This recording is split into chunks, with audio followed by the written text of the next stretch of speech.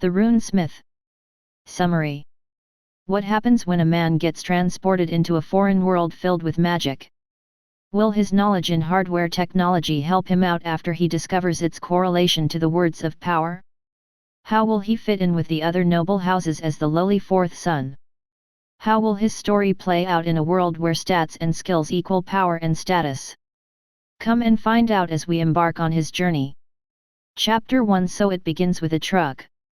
It was getting late, the street lights flickered around while someone coughed in the distance. The wind howled while people were trying to get to their homes. Little drops of water started appearing on the glass windows, followed by gentle tapping. A certain man was sitting in a lit room, holding what looked to be a soldering iron. His hair was slightly unkempt and you could see a reflection of some kind of schematic coming of the glasses he was wearing. He was glancing between this schematic and the circuit board that was on the table. I need to replace these capacitors, not sure which one is the faulty one, I'll just replace all of them. The man gave out a sigh while slowly getting his tools ready. He was glancing onto the circuit board with the help of a microscope, the tiny metallic parts hard to spot with the naked eye. That bastard made me work overtime again. This man was in his mid-20s, he was at a small computer repair shop. He was yet again forced to stay late into the day, being the new kid in this place apparently put a bullseye on your back. The older workers always found a way to push their overdue workload on him, always giving him the excuse that he needed more experience and he should work harder. Damn fuckers only do this shit because I can't refuse. He was still new, he was still in his trial period, so he was expendable. He made the decision of trying to get along with his coworkers and play the nice guy. This was the result, he was stuck working and would probably be home at 8. Well, not like I have any plans anyway. At least they don't force me to clean all those dirty laptops. What do those people do with them to get them so dirty anyway? The sound of sizzling filled the area while the man continued with his work. The capacitors were replaced and everything was checked again. The circuit board he was fixing was in working order once more. Finally, just need to clean this shit and I'm done. He wasn't alone here though, the whole repair shop was the building that his boss was actually living in. The bottom level was just the shop while the upper was the living quarters. He peeked through the door leading upstairs and shouted out. I'm done, I'm going home, boss. He heard some kind of grunt that was muffled by the sounds of a TV. He just shrugged and grabbed his coat to go, luckily he took his umbrella today.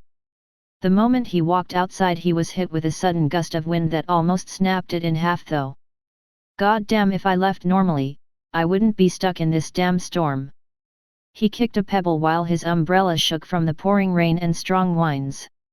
He felt dejected with his whole situation but not like he could do anything about it. He was living alone and needed it to pay rent.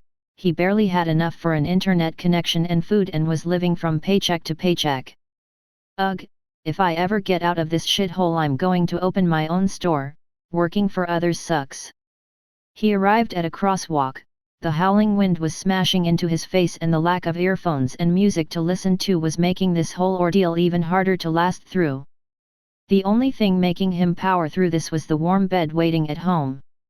While his mind was elsewhere, the light at the crosswalk turned green and he took a step forward. Luck wasn't on his side yet again. When he was about halfway across the street, a large truck appeared out of nowhere. He looked to the shining halogen lights that blinded him momentarily. The vehicle came right at him, his mind went blank and his life flashed through his eyes. He remembered his youth, his family, and his lack of friends. It was a life of mediocrity, a life of following the status quo. But then, suddenly he snapped out of it. His body jolted forward as he jumped for his dear life. He felt air pressure from his back accompanied by a large splash of water.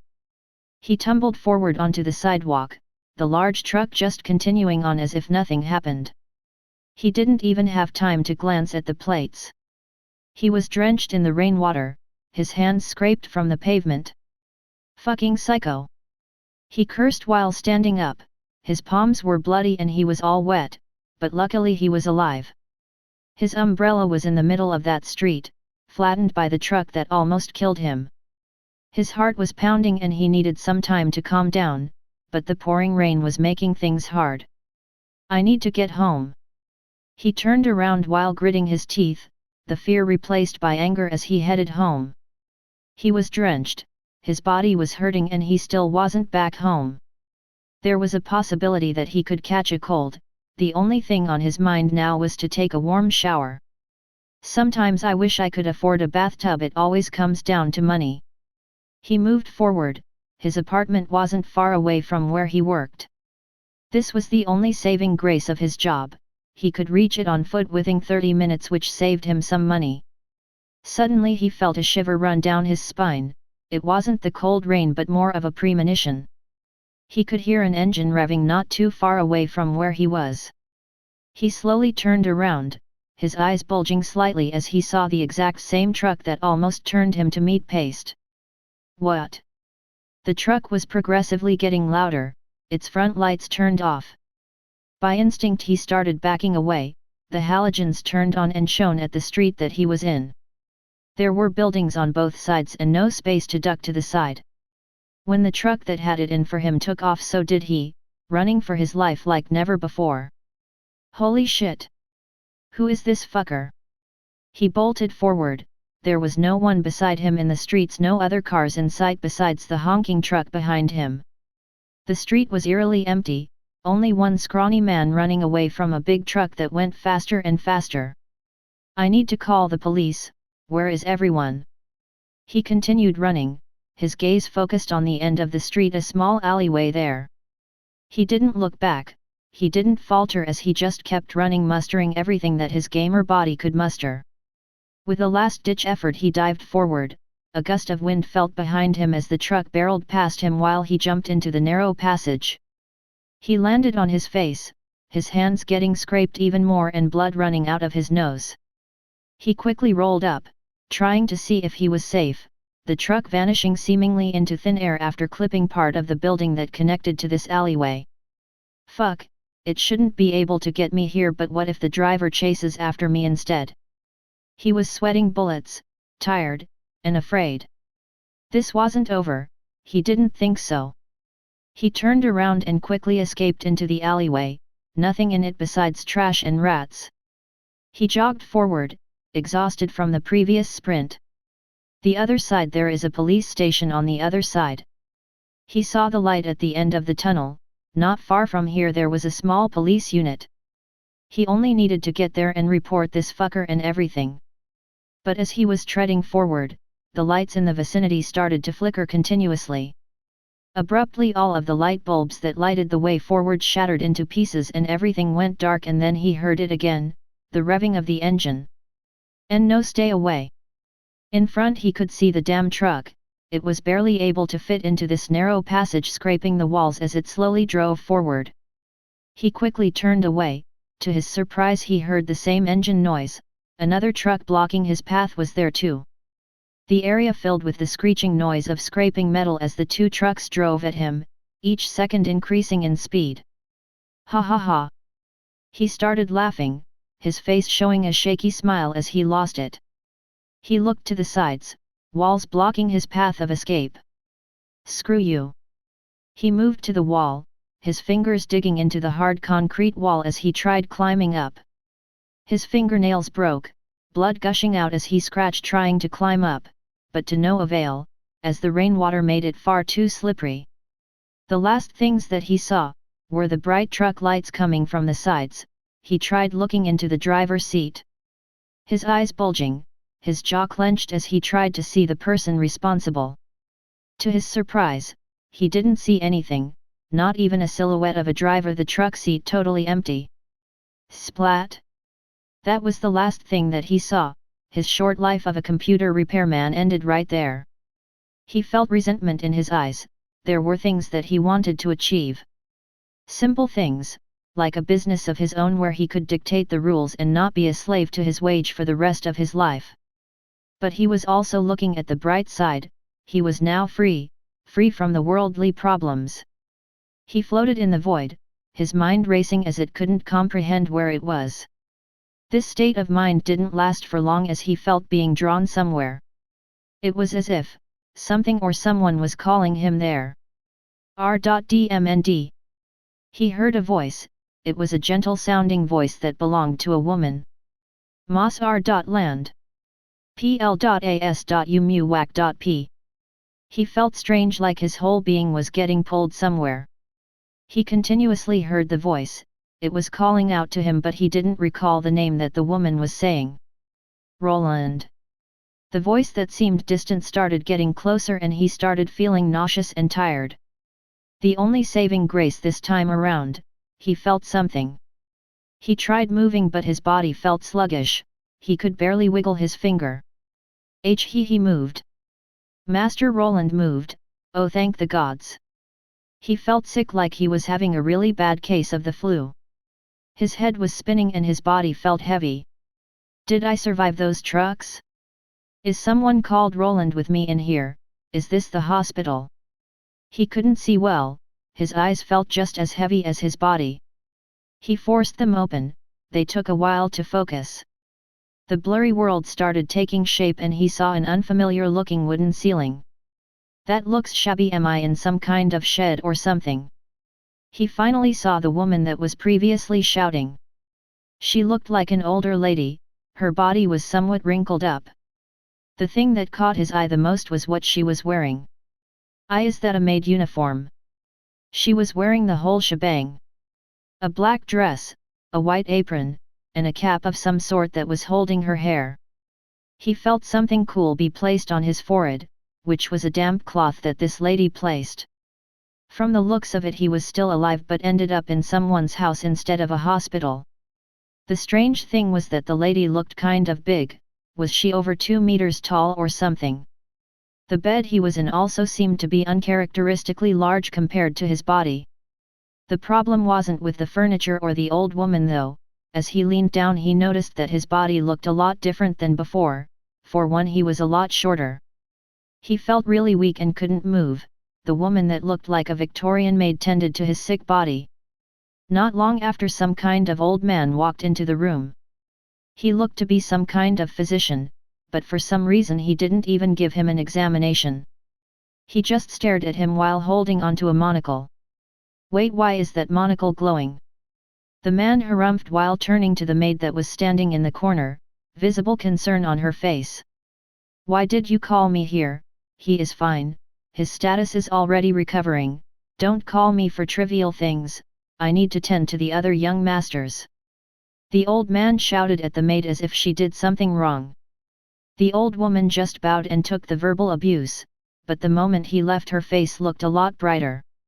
Thank the gods, young master, you had me worried sick. She smiled while replacing the damp wet cloth for a new one.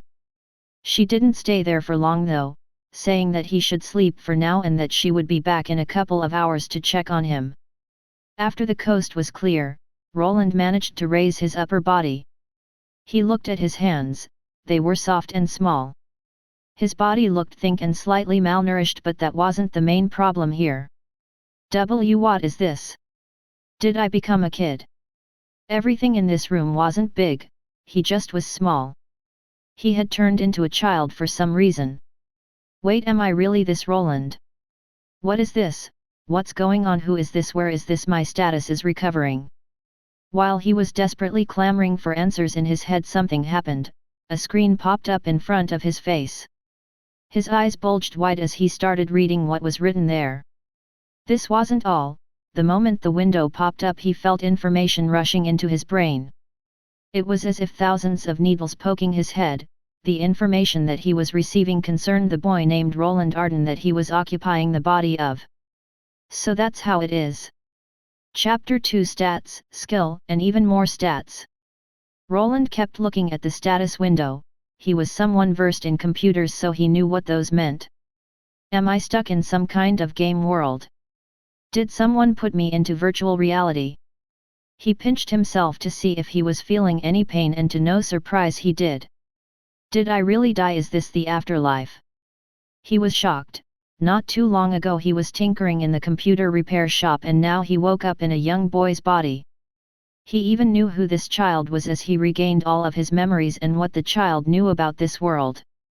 The place he was in was called the Kingdom of Cauldries, and he was the fourth son from the house of Arden.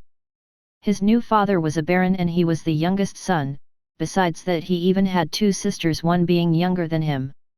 This kid, his family doesn't really think much of him, does it? He looked at the shabby room he was in. He knew from his memories that he wasn't really in contention for the noble title of this house. This honor belonged to the firstborn, maybe the secondborn still had a shot at it if he was especially talented. But he was only the fourth in line. Unless all of his brothers died, he had no chance. He wasn't sure what this boy's fate would be in the eyes of his family. He was too young to know how the political structure in this world worked. He only knew that he was the son of a noble, so it was probably still better than being a commoner. I should be safe here for the time. Not sure what the age of adulthood in this world is, but the bigger question is. He looked to the hovering window in front of his face. It looked like some kind of status screen of an RPG character. It had things like strength and endurance, just like in games that he used to play. Most of his stats were low, but some of them stood out. My intelligence is quite high, so is my willpower and dexterity. Aren't the first two mage stats? He needed more information first. He needed to figure this status screen out. This was something that the people leaving in this world saw as natural. The boy's memories reflected that as he could recall him using it. Okay, I need to think status and it should show up. He strained his thoughts, the game-like screen appearing in front of him again. He could see all of his main stats. If he guided his gaze to the desired option, he could even get some flavor text to give him an explanation. He started reading the short explanations for the attributes and looked at his own to see what he was good and bad at. Most of his stats were quite low, but some were uncharacteristically high compared to the others. For one, his intelligence stat was really high at a whopping 35. Followed by willpower at 18 and then dexterity at 15. Intelligence increases my mana and magic attack. Am I a mage or something? I'm resistant to status effect and good with my hands. Besides those three, everything else was below 10. He had no idea how the stats of an average person's in this world looked like. He tried recalling something from the memories that he got from this child, but there was nothing concerning this. The boy left a boring life without anyone really telling him anything. This was due to how low his social standing was in this family. He was the lowly fourth son and he wasn't even the child of the main wife, but came from a mistress that wasn't even allowed to live together with him at this estate. He tried recalling how the boy's mother looked, a face or even the shape, but he couldn't. Don't think he ever saw his mother. He tried thinking about what kind of world he was in now. There was a window in his room, but he was still feeling sickly. By the looks of the doctor and the maid, he was somewhere where the technological advancement wasn't that great. Great, how am I supposed to live without the internet now? He became dejected.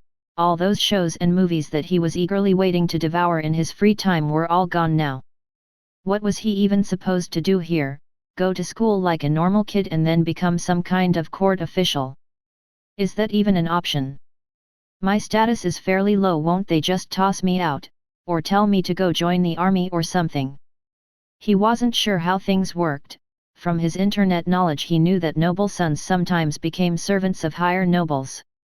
Some were even forced to join the clergy to become a monk. Ugh, I don't want to shave my head or be forced to take some vows. He moved his attention back to his status. Did it always look like this? He tried recalling the memories of the boy that had previously looked at his own attributes. I'm sure those three stats were lower, though his intelligence was above 10 from the start. He had somehow influenced these stats, but what was the reason? He decided to investigate and looked at his status screen again. What is that? There is a skill menu. He willed the skill menu to open. With some mental gymnastics he managed to bring out the window. This one showed him all the skills and traits that he had. Increased proficiency in the creation and repair of various components. Bonus to dexterity 5. Used for identifying and analyzing the world. Allows you to sense mana. Roland's eyes went wide. He didn't expect to find so many various skills in there. He knew that most of those weren't in here before. This also explained why he had an increase in stats. Most of those passive skills and traits increase my intelligence, willpower, and dexterity.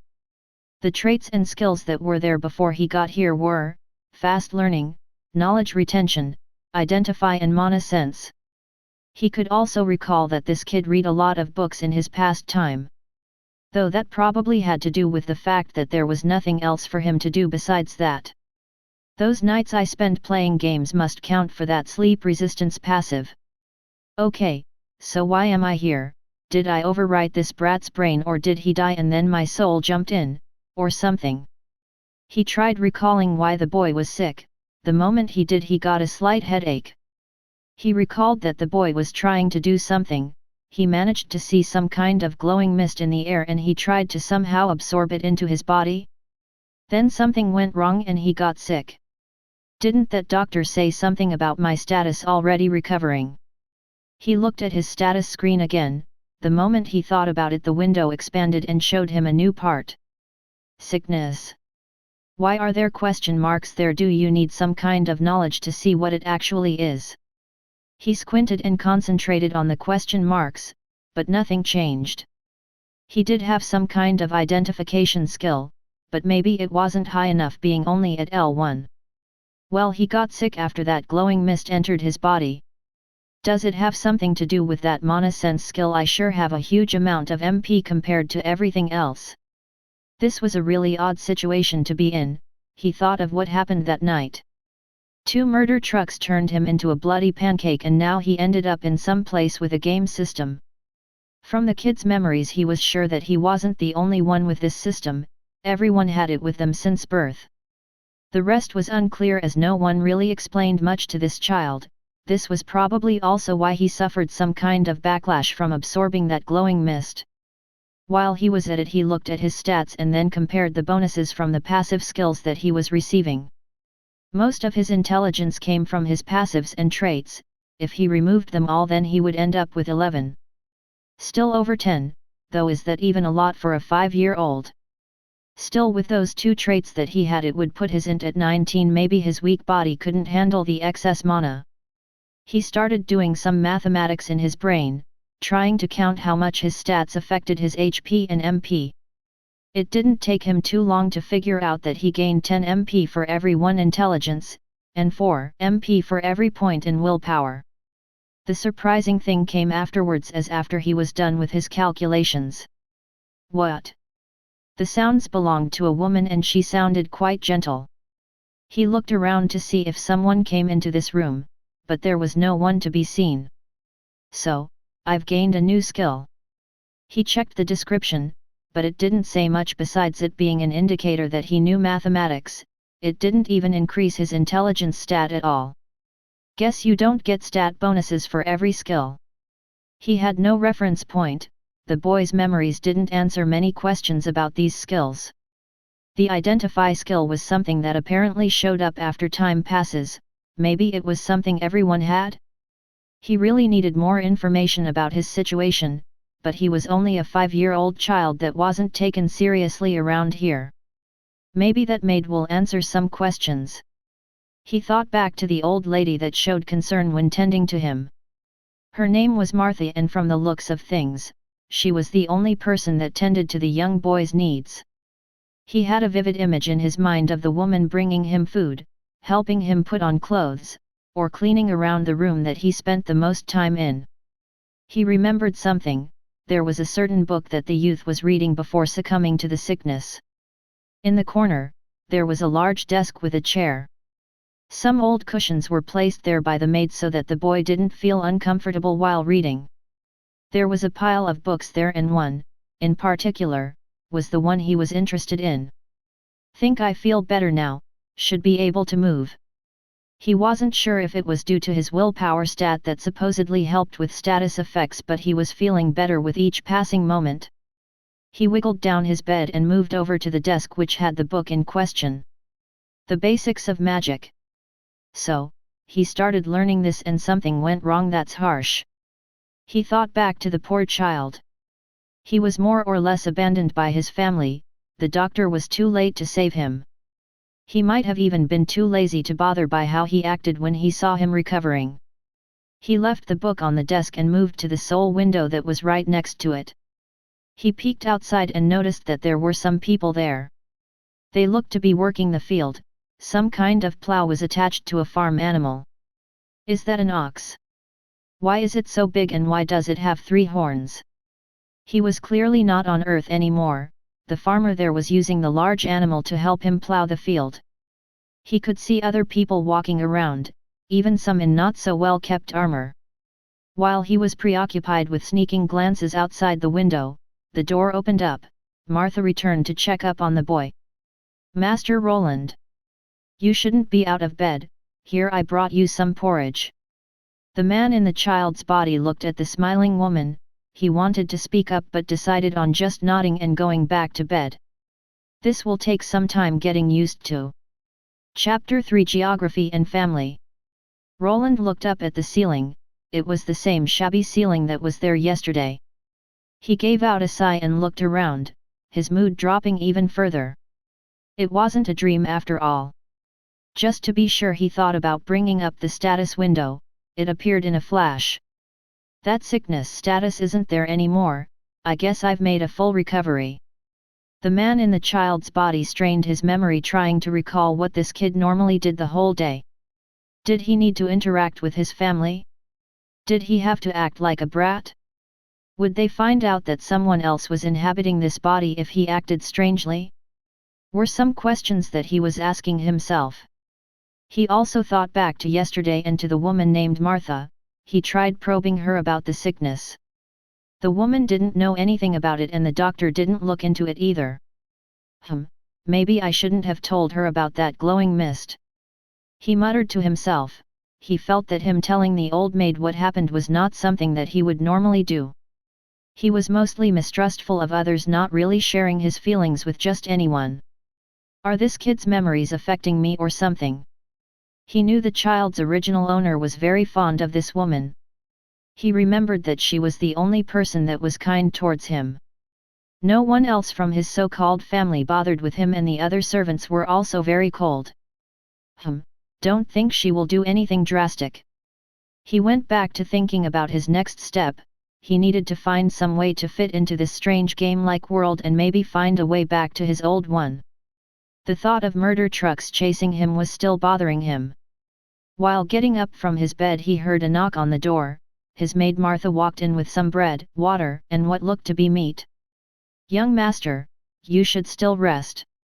She placed the food on a nearby table and moved towards the child, concern on her face.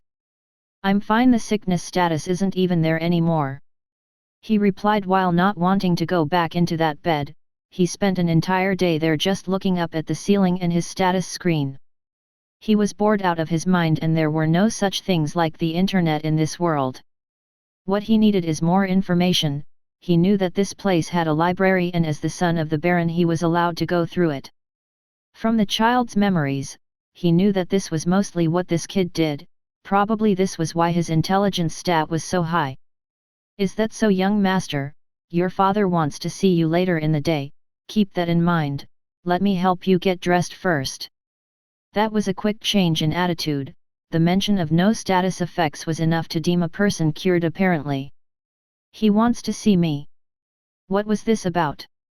He racked his brain and couldn't recall any recent memories where his father paid any attention to him. Could he be worried about Roland's health?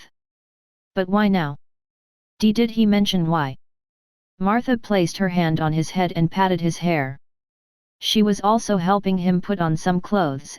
It looked like some kind of tunic and pants combo, quite plain looking. He probably just wants to see his youngest son. Be happy, young master, you have a chance to meet your father. The maid sounded really happy that the Baron wanted to see him. It made it seem like it was some kind of big honor that he was even allowed to see that man. Is there some kind of etiquette for things like this? There is nothing in this kid's memories about these things. Finally, master decided this is your big chance, young master.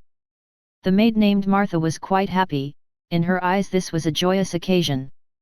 Roland, on the other hand, was quite skittish. He feared that he might act out of line and get himself in some kind of trouble with his so-called father. He won't order some kind of lashing if I act out of line, will he? The only thing about nobles that he knew was from history. They were rumored to be snotty and prone to violence and took their reputation very seriously. While Roland's imagination was pushing him into a certain direction, he finished eating and getting dressed. The food was quite plain, just some white bread, water, and a large sausage which tasted funny. "Martha, I want to go to the library." The books in his room weren't what he was looking for. He wanted to see where he was. He needed some history books or ones about geography. A map of where he was would be nice too. He wanted to know where he ended up. Besides knowing the name, he had no idea what this place was. "The library? Think that's okay, but be sure not to spend too long. You have to remember the Lord's order." By the looks of it, this meeting couldn't be avoided. His maid would probably drag him there even if he refused. He finally left his room and could stretch his legs. He was on the top floor in a side wing of the Arden family mansion. He was someone that had spent his life living in small apartments and lofts, so this place felt huge. Think a baron is on the bottom of the noble ladder. I guess a noble is still a noble. He stepped outside. The door that led out of his room creaked as if he was in a haunted house. Thanks to the original Roland's memories, he knew exactly where the library was located. The boy was quite smart when it came to studying, but he felt like he had holes in his knowledge. The process that passed the memories of the original Roland wasn't perfect. He could see some servants here and there, but no one really paid any attention to him. He thought that as a young noble he would be greeted or receive a bow. This didn't happen. The people looked in his direction but went on their way as if he wasn't there. I guess that's how an illegitimate son would be treated. He remembered that he was a bastard, someone that was born from a commoner that the Baron had his way with. He still had no idea what his mother was up to, but he was sure that she wasn't in this mansion. They finally arrived at the library. The doors were large and old and screech when he opened them up as well. Inside he saw shelves with various books. The place looked very old and was dusty. The servants didn't take care of it as the Baron focused more on practical things like swordsmanship. Ah yes, the only bookworm of the family. Martha left. This was a place that the young Roland visited frequently. Most of the time he just took some books that were interesting, like fables and tales about legendary heroes. No one bothered him here, and he didn't need to fear his older brothers that didn't seem to like him all too much. "Okay, I need to find some kind of map. Where am I and how big is this country?" He was short at about 105 centimeters, which was normal for a child his age. Due to this, he needed a chair if he wanted to reach the books that were placed on higher shelves. Why do they have this library if no one even uses it? He rummaged through everything and managed to find some history and geography books. There was even a map with the names of the countries. The country I'm in was called the Kingdom of Caldries. The map was a bit dusty and the ink was slightly faded, but it was readable. So I'm here. The map that he was able to procure wasn't a world map but just of the continent that he was on. This was enough to get a general idea. His country had 4 other countries around it, which wasn't good from a military standpoint. Hope those countries don't decide to invade us. He went through the books that he grabbed and soon found out the power of his fast learning and memory retention trait. He could remember most of what he had read on the previous page. His learning speed was astonishing. I could have used this back at the college days. Maybe I can become a scholar or a court official in this world. If they have anything like that.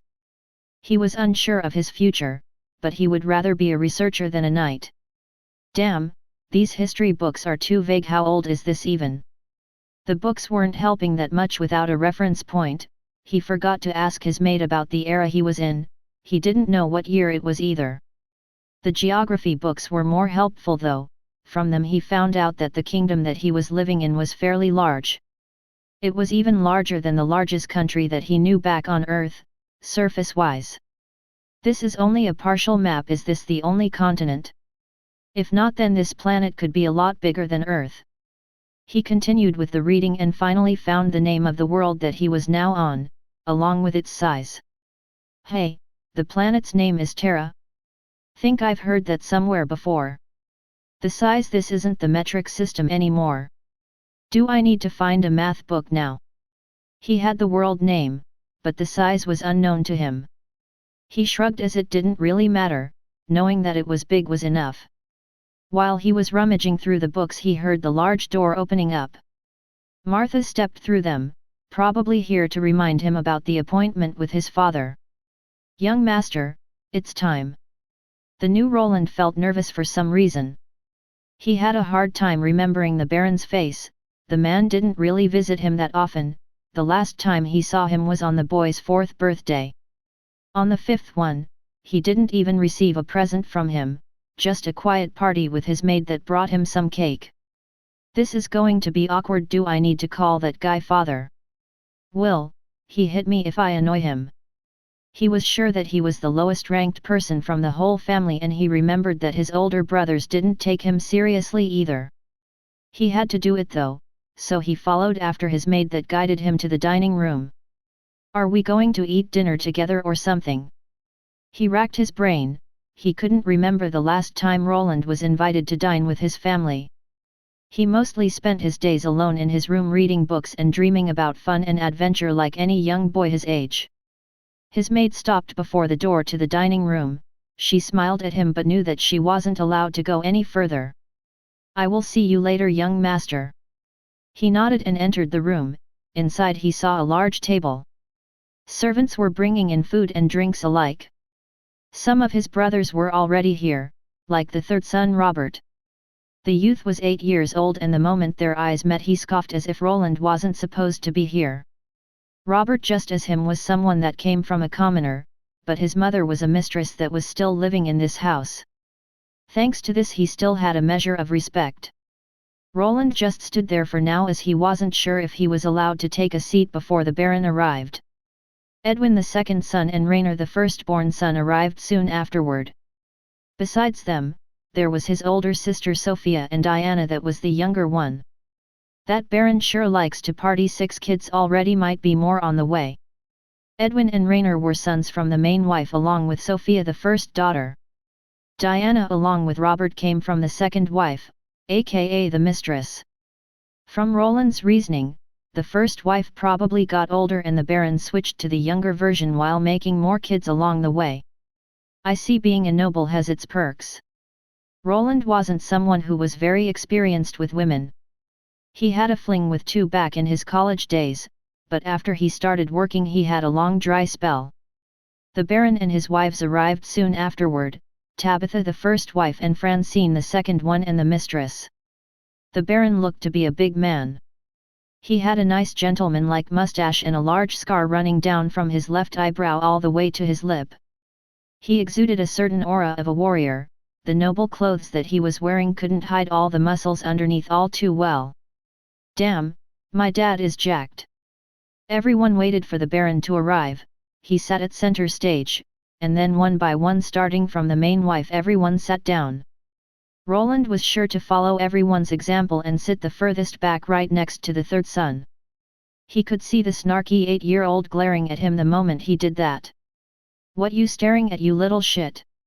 was the thing he wanted to shout out, but he remained quiet. Would be best if he didn't have to talk with anyone in here. The Baron was quiet and everyone just waited for him to start eating. The food on the table didn't taste all that great. The cuisine on Earth was a lot better compared to this bland meat they were having. "Rainer, how is your sword training going?" the Baron asked. "My basic sword mastery is already at level 6, father." The Baron started asking his kids about skills and the progress in their training. Apparently they were training and unlocking skills. They even mentioned the warrior class and something about it being tier 1. He wasn't sure what this meant, as he himself didn't have anything like a class.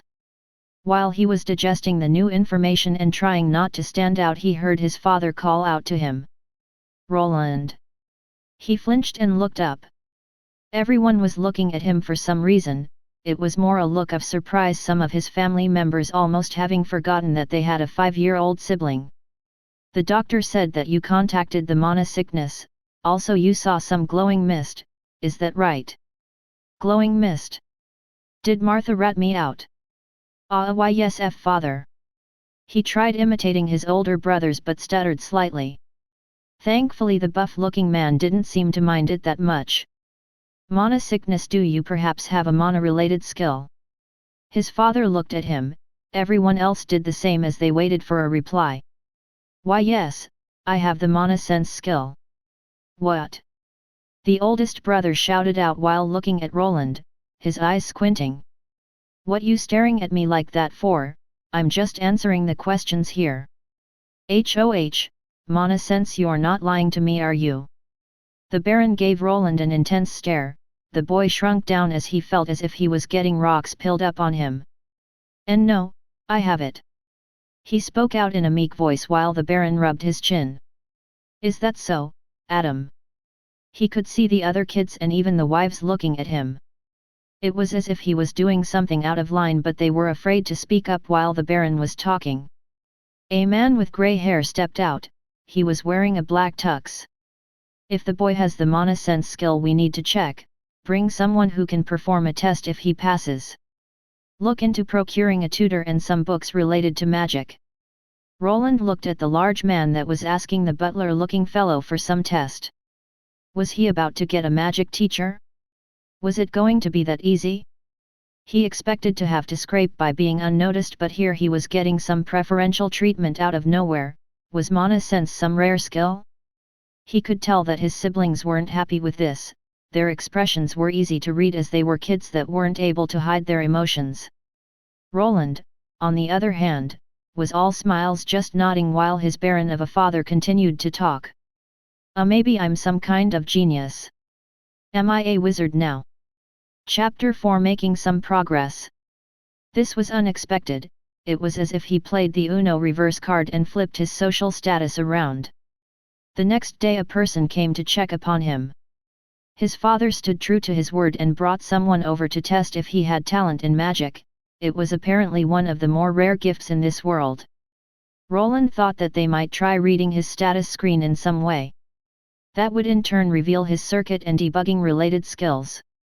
Luckily, you had to have an evolved version of the identifying skill to be actually able to that. This cost a lot, so his father opted out for a lesser measuring item in the shape of an orb. It tested someone's aptitude in some way and gave out a faint blue glow, which indicated that Roland did indeed have the mentioned mana sense skill. His life got turned upside down. He was suddenly accepted into the family inner circle together with the other kids. His living quarters were moved and even the servants were bowing at him now. The same couldn't be said for the other sons though. They all saw him as an eyesore. They were quite competitive and prideful. Still, he was the only one from the family with this so-called talent. This meant more work though. He received many new books on how to train his skills.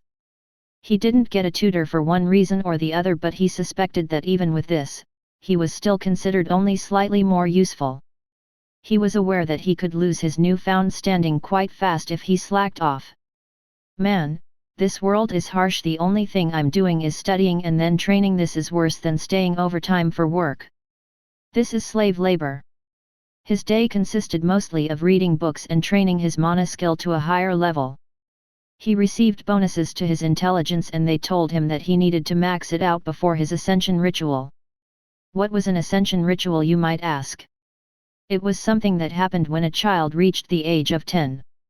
From what he knew, he would be given something called an ascension stone. After his 10th birthday, it would finally be usable and reward him with his first class. Apparently it was quite strange. The person using it would be brought to some strange location where this ritual took place. From what it said in the books, the rituals might differ depending on the individuals, but he would receive the first class automatically without being able to choose it himself. That's why it was important to train the skills that were required for Tier 1 class you wanted. Yes, classes came in tiers. The most basic Tier 1 classes that existed were Warrior, Archer, Mage, Thief, Blacksmith, and Acolyte. There were of course more, but these were the most common ones that most of the people received. There were mostly separated into combat classes and production classes, then further into more specialized categories like support classes. This wasn't the end though. Those Ascension stones could be bought and used repeatably. each time you would be taken to that strange place. Though apparently after the first freebie you would need to go through a trial. Depending on your stats and skills you could unlock other classes, the requirements for unlocking Tier 2 classes varied. The minimum requirement was maxing out at least one Tier 1 class. The Mage class relied on intelligence and willpower to cast spells. Int for better attack and more mana, while willpower apparently allowed for better concentration during spell casting and increased mana regeneration. The basic books he was learning from didn't go into too much detail and his family wouldn't be spending more cash on him until after his Ascension ritual. Still, I'm going to be a damn mage, why should the next Mage King do this kind shit? Roland grumbled while doing push-ups. An angry-looking man was looking at him. This was a soldier that was working for the Baron and his personal trainer. The Baron, whose name was Wentworth Arden, was a muscle-head through and through. What kind of name is Wentworth? His father was a military man as well, so he wanted all of his children to have basic training. This mostly consisted of endurance and muscle-building training along with basic swordsmanship. His life consisted of waking up, eating, training in the morning, then reading books, and training his mana. This was one of these days. He was doing some basic strength training like push-ups, squats, and then pull ups. His regiment consisted of bodyweight exercises as he was still only a 5-year-old. His older brother that was 8 was running some laps and smirking in his direction. "What you looking at, you brat? When I get that mage class I'll stick a lightning bolt up your ass." Roland panted while face planting into the dusty ground. His physical stats were abysmal. This was probably why his magic-related stats were so good. His male siblings for some reason loved seeing him get mistreated. He didn't know why, but he attributed it to them being spoiled noble brats. They probably saw him as someone beneath them. After he gained some clout with the Baron, they resented him even more. "Okay, the moment I get the chance I'm running away from this devil hole," he groaned while the man that was training him gave him a nudge with his foot. "That wasn't even 10, get up. This is a disgrace to the Arden name." He was constantly reminded that he was part of the noble caste now. He was supposed to be part of the fabled 1% now. It sure didn't feel like that though. His living conditions improved slightly, but if he had to compare it to how people lived back on Earth, it was worse here. Still, he was gaining new skills. After some running, he got the running skill. If he did some sprints, he received the sprint skill. After doing some basic hand-to-hand combat drills, he received basic punching skills. This made the whole progression more bearable as you had something to look forward to. He was a gamer back in his older life, so this gave his dopamine receptors a nudge, which in turn made him want to increase those basic physical skills. What more, the higher the skills the better he became. The moment he received one, he instantly felt the change. He could run faster, jump higher, and punch harder. He would even receive bonuses to his endurance and strength stats if he leveled up these skills high enough. "This is slightly addicting," he said while looking up in the air. He was sitting on his bed and looking at the glowing fog around him. His mana sense skill was already at level 3 at this point. This skill didn't do much besides letting him see the mana around him. It looked like a faint blue fog, but he couldn't really do anything with it. Leveling this skill only widened the range of his mana sense and made the fog slightly more distinct. "Well, from the books I read, I should get this to level 10 before the Ascension ceremony, and I'm almost guaranteed a mage class. I will gain some skills directly from the mage class at L1, ones that will help me shape mana and expel mana, or ones that will let me absorb more and raise my mana regeneration." He balanced a pen between his nose and upper lip and looked outside. There were 2 moons shining brightly, one was red and the other was blue. This was a reminder that he was really in another world. His family was gone, all of his old friends too. Everyone here felt like a stranger. He didn't feel like he could bond with them either. His so-called parent was distant. He only gave him attention the moment he found out that he had a rare skill. He knew people like that back from Earth, the ones that only stay with you till you are useful to them. When your usefulness runs out, they will drop you like a sack of potatoes. I really need to get out of here. This mage thing is supposedly very prestigious, so if all goes right I will be able to pave my own path. He wanted nothing more than to leave in peace. He was starting to hate being caught up with others, he just wanted to be left in peace and do things at his own pace. Wonder what a mage actually does for a living. Will I have to participate in monster subjugations or wars? He tried thinking back to a couple of RPGs he used to play. In most of those some kind of chosen one set off on a quest with a party of adventurers. The most basic one was the one where you defeated some powerful monster like a demon king. Me a hero, hey? That probably won't happen. He gave out a sigh and dropped the pen. He was tired and bruised. The idiot of a drill instructor had given him a couple of good whacks with a stick when he was taking his time while running. Well, I need to do this for the next 5 years. He grumbled while fading away into dreamland, a life of peace and laziness on his mind.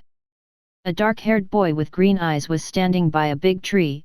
He was wearing casual clothes and his face was dirty.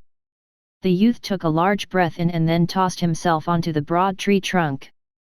His hands and feet started shuffling back and forth as he headed upwards as he climbed the tree. In a matter of seconds, he managed to get up to one of the larger branches. He wasn't done apparently, as he quickly slid down and repeated this procedure about 10 times before he heard a familiar voice. This was a slightly older Roland. Half a year had passed since he got here. He had been testing this skill and level-based system for some time now and came to some conclusions. From what he knew, a person couldn't get many skills before going through the Ascension ritual. A vast majority of them were the basic type. 50 times hey. I guess it's not a 10-time multiplier. Roland rubbed his chin. He had trained his climbing tree on this exact same tree from level 1. After getting up the first time, he had earned basic climbing at L1, after the next 10 tries he was at L2, then after 50 times he got it up to level 3 now. Not everything can become a skill though. He had tried various approaches. He had a small ball and he tried tossing it up against the wall multiple times to see if he would gain some kind of throwing skill, but it didn't work. Then he gave it another try with a rock and a training dummy and was able to attain a basic rock throwing skill. Might have something to do with the way I was throwing it, or with the item being a toy and a rock might be considered a projectile or a weapon. He came to the conclusion that most of the skills you could gain were used for combat in some way. He needed to throw a spear to get a basic spear throwing skill, but for some reason couldn't achieve the same by throwing a stick that wasn't accepted by the system as a weapon. It's a little bit vague. Also think there is a clear achievement-based system working in the back that levels the skills up when you pass the threshold. He had tested the climbing skill just for that reason. The level up points was at 1, 10, and then 50. The further you went, the harder it was to level up a skill. Wonder if I climb a taller tree if the time required to level up the skill will change. Martha was standing to the side while holding her cheek. She had been watching her young master climbing up various trees and scribbling something down into a notebook. At some point he would stop and look at the things he wrote down, his eyes would narrow or bulge out in an odd way. Young master has become quite active lately, I should add more meat to his diet. The woman went away to do some chores while Roland continued testing the skills. He had become quite infamous among the servants. People started finding him hiding in the closets or sneaking into the basement. When they asked him about an explanation, he always replied that he was testing new skills. His older brothers started ignoring him after they saw him try to scale the mansion walls while muttering something about a strange monster called a truck. More time passed and Roland had learned most of the basic skills that he considered useful and easy to pick up. There was one thing that was bothering him, and that were the skills that he was sent to this world with. Even after testing, he couldn't figure out what his circuitry or debugging skills could be useful for. The third one, that was tinkering, proved useful when he tried rearranging a clock. He never worked with clocks, but he somehow knew where the parts should fit in.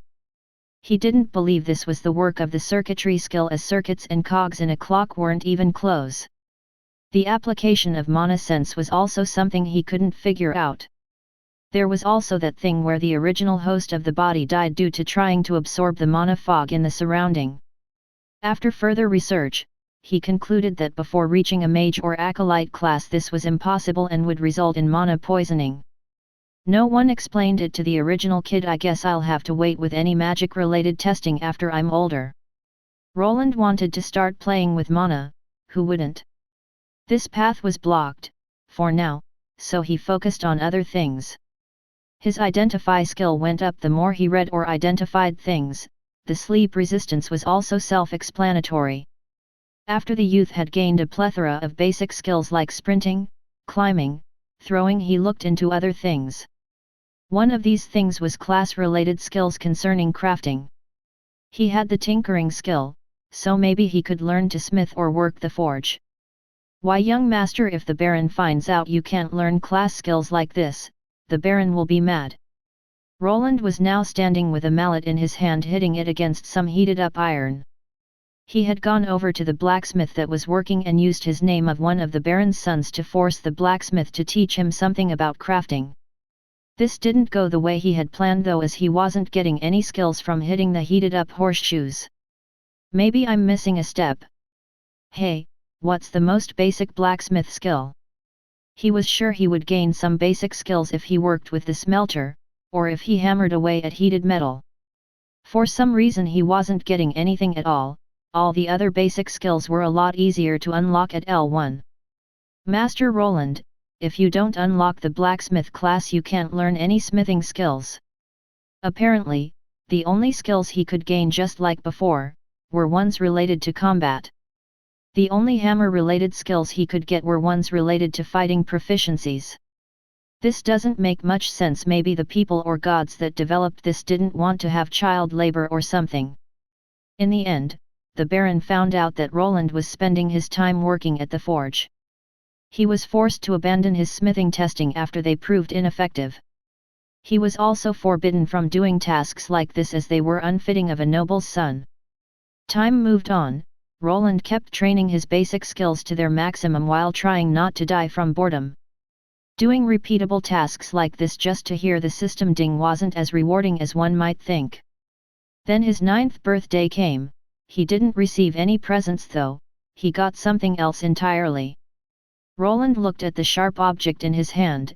It was a short sword fashioned out of steel. He was about 140 cms now, quite tall for a 9-year-old child. He glanced at the weapon he was holding, his identifying skill even giving him some basics. Yeah, that helps a lot. Why was he holding a weapon for killing people, you might ask? Also, why was he in a dim-lit room with a green-looking creature looking at him with those beady eyes? The Baron liked to keep his boys on a tight leash. He was just 1 year short of receiving his ascension. The House of Arden had a tradition, a very bloody one. Children that reached the age of 9 were to take a certain test of bravery. He was taken to the mansion's dungeon. In there he was presented his opponent. This was something commonly seen in these kinds of fantasy worlds, but for Roland, this was a first. The people around here were all humans. If he didn't see this creature today he might have believed that they were the only race around. There it was, green and ugly, and even shorter than him at about 120 centimeters of height. It looked angry and was holding a short blade similar to his, just a lot rustier. In comparison, after 4 years of grueling training, his stats went up by a bit. He only had his HP to compare, his was higher, so he had to have higher vitality and endurance than this creature. Vitality gave most health points, while endurance was mostly for stamina but also rewarded some points to it. Roland, what are you looking at? Focus on your enemy. The voice came from the side. It was the same man that was responsible for his training. He was large and bald, scars all over his body. The Baron was busy this day but decided that it shouldn't be postponed, so he was here without his parent. In his mind, this was a trivial matter, and just like the other sons, he should be able to push through this little test. Wish that ridiculous stat that I have could be used for something. He had 3 stats over 20, dexterity was the only one that was helpful for this occasion, but it was mostly archery focused or for light blades like a rapier. The creature in front of him gave out a high-pitched screech and charged at him without waiting for him to get comfortable. It knew that this was a life or death encounter and it would show no mercy to its opponent. Roland was startled by the shout, but luckily his high willpower let him keep a mostly clear head in this bout. Get a grip, you trained for this. The man inhabiting the youth's body would be a bit over 30 years of age at this point. Still, he was never in a death battle before, so he was quite nervous. There was no strategy to the way this monster acted, it just charged at him with its weapon in hand. It delivered an overhead chop that could be easily read, prompting Roland to dodge to the side. This was a good chance to retaliate. He swung his short sword at the creature but faltered at the last second. He didn't put all of his weight into it, this resulted in a shallow cut to the goblin's arm. The monster swung back randomly, managing to deliver a cut to the boy's side. What are you doing? Go for the throat. Roland backed away, sweat running down his forehead. Luckily he was wearing some leather armor that managed to protect him from the brunt of the attack. The bladed weapon of the green monster was of lower quality, so thanks to this he was spared from bleeding. Still, it hurt and would probably leave behind a nasty bruise. His own attack was quite shallow as well, resulting in a similar 10 HP decrease to the goblin's health pool. The wound wasn't deep enough to cause a bleeding effect to go through, and the goblin screamed out again while charging. The creature seemed to go into some kind of berserk state, its eyes went red and it started swinging its blade around like a maniac. In the face of danger, Roland's mind went blank momentarily and he started backing away. What are you doing? It's only a small goblin. The man kept insulting him. He wanted to go over there and give him a slap. He might have been an adult on the inside, but this man thought he was a 9-year-old child. He was still shouting and edging him to face the monster head-on. Should have given me a shield, you prick. The egging worked. Roland gritted his teeth and dived forward. His opponent was weaker, had no training, and was slower. Between the random slashes, Roland saw his chance and jabbed his short sword into the creature's shoulder, jumping back the moment it tried to hit back. This was a massive hit as the goblin's HP dropped by 50 points and it only had half of its health left. The monster screamed out, but this time around Roland was unaffected. The monster didn't relent and continued charging like an idiot. He took his time and just kept countering, finally ending it with a killing blow to the monster's neck. It dropped almost instantly, black blood gushed out of its body. He felt a strange tingling feeling like something wanted to enter his body. The strange phenomenon stopped almost instantly as if being blocked by something. This feeling was the act of gaining experience which was blocked due to this world's restrictions. This experience couldn't actually be used for now, as he needed an actual class. Any experience gained before the Ascension ritual would be added later on, but with a penalty. From the books, people speculated that this was put in place to prevent people from having kids kill monsters before the Ascension. Roland looked down. The stench this monster was giving off was making him nauseous. He managed to power through it and not vomit. His only reward for killing this monster was smack to the back of his head. His so-called teacher berated him for doing badly and not being able to just overpower a weak level 1 goblin that had no skill at fighting. Roland was far too tired to respond to this and just nodded. His 9th birthday ended with a blast, with him killing a humanoid creature followed by some nightmares.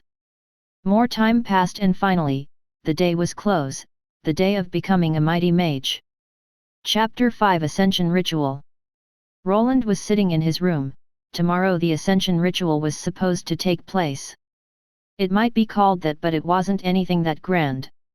He would be given an orb and it would supposedly somehow bring him to another place. In this place, he was going to receive his new class. Everyone said that the Ascension space differs for each individual. Roland had gone through books and procured as much information as he could. Supposedly the first time you used this class-changing crystal or orb, you got awarded a class. It was more or less a freebie, the fun part began afterward. The next time you used it, you had to go through some kind of trial. These trials ranged from your normal battle scenarios all the way to crafting items and solving puzzles. Some people said that they find themselves in a cave with many doors. The classes that they can use are behind those doors. Roland was holding onto a book that was related to classes and how you unlocked higher tiers. His Tier 1 class of choice was the Mage. If what the book said was true, then he was certain to get this one. My mana sense is maxed out and I have truckloads of intelligence and willpower, so there isn't really any other class that fits me. I am not religious enough for the Acolyte class either. The other caster class that he had the stats for was the Acolyte. From this one you could advance into a Tier 2 priest. This was your general healing class, but unless you were some kind of believer you wouldn't get a chance at it. It says that you can sign up to the church and after you go through their baptism you can also attain this class. The boy that was close to 10 rubbed his chin. Through the 5 years he had been here he had grown a habit of talking to himself. Besides his maid Martha and a cheeky brat, no one really talked to him, even when they did it was more yes or no type of answers or questions. Soon I will be able to leave this place. He was a noble and even though his family was like this they still had to take care of him. Nobles after going through their ascension would start attending school. There were separate schools for young mages and knights, so he would be free of his family. He even read that mages get special privileges. If he did well he could earn himself his own plot of land free of charge. Free real estate. Though I still have to pay taxes. The closer the day of freedom was, the more he read about the classes. Elemental mages, gravity mages, ones that could turn into massive demons or beasts. There were various kinds and you could pick and choose out of the pile if you earned the required skills. The most basic Tier 2 classes were the 4 basic elemental mages. Fire, wind, earth, and water. There were some hidden ones or harder to reach, but these 4 were considered the basic 4. If you mastered all 4 of them you could even earn a prestigious Tier 3 elementalist class, which was one of the better ones. There are so many possibilities. His eyes gleamed, he could wait to embark on his journey. There was no limit to how many classes you could have. The only thing that limited you was that you couldn't reclass before reaching at least 25 levels of the class you were in. Tier 1 classes had to be done till the end as they had a level limit of 25. An elementalist sounds nice, but the other height elemental mage classes aren't bad either. A fire frost mage is a strange one as it combines 2 opposite effects. He glanced at the other classes as well, you could even combine them together. Things like magic swordsman or elemental knight were also possible but were quite hard to achieve. People that wanted these classes had to be both good in physical attributes as well as the magical ones. Being a mage opens up so many possibilities. You can mix magic with a lot of classes, you can even be an enchanter or a magic smith. Though there aren't that many of those, most mages wouldn't want to work as a blacksmith. Well, not like I have to worry about that too much. Making magical horseshoes isn't the way for me. While he was going through the class book once more he heard a knock on the door. Young master, it's getting late, you should go to sleep before the big day tomorrow. It was Martha, coming over to remind Roland of tomorrow's ascension ritual. Ah sure, good night Martha. The next day it was raining and the clouds were blocking out the sun. This didn't bother Roland though, he was pumped up. He would be getting a game like class and nothing could break his spirit. The fact that Adam the butler was the one bringing over the Ascension ritual crystal didn't shake him in any way. Young master, your father is out and your brothers are busy at the night academy, please take this. He handed him the crystal. It looked like a slightly blue quartz crystal and was quite symmetrical. Ah sure, busy as always, what else is new? The Baron was a busy man. He rarely spent time in his mansion. He was a high-ranking official in the army and had to train the army soldiers. He had earned his rank thanks to his battle achievements. His whole family before him were honorable knights, but he was the first one to hit it big. Yes, let us begin. Please sit down and concentrate on the crystal. You don't need to do anything else, Master Roland.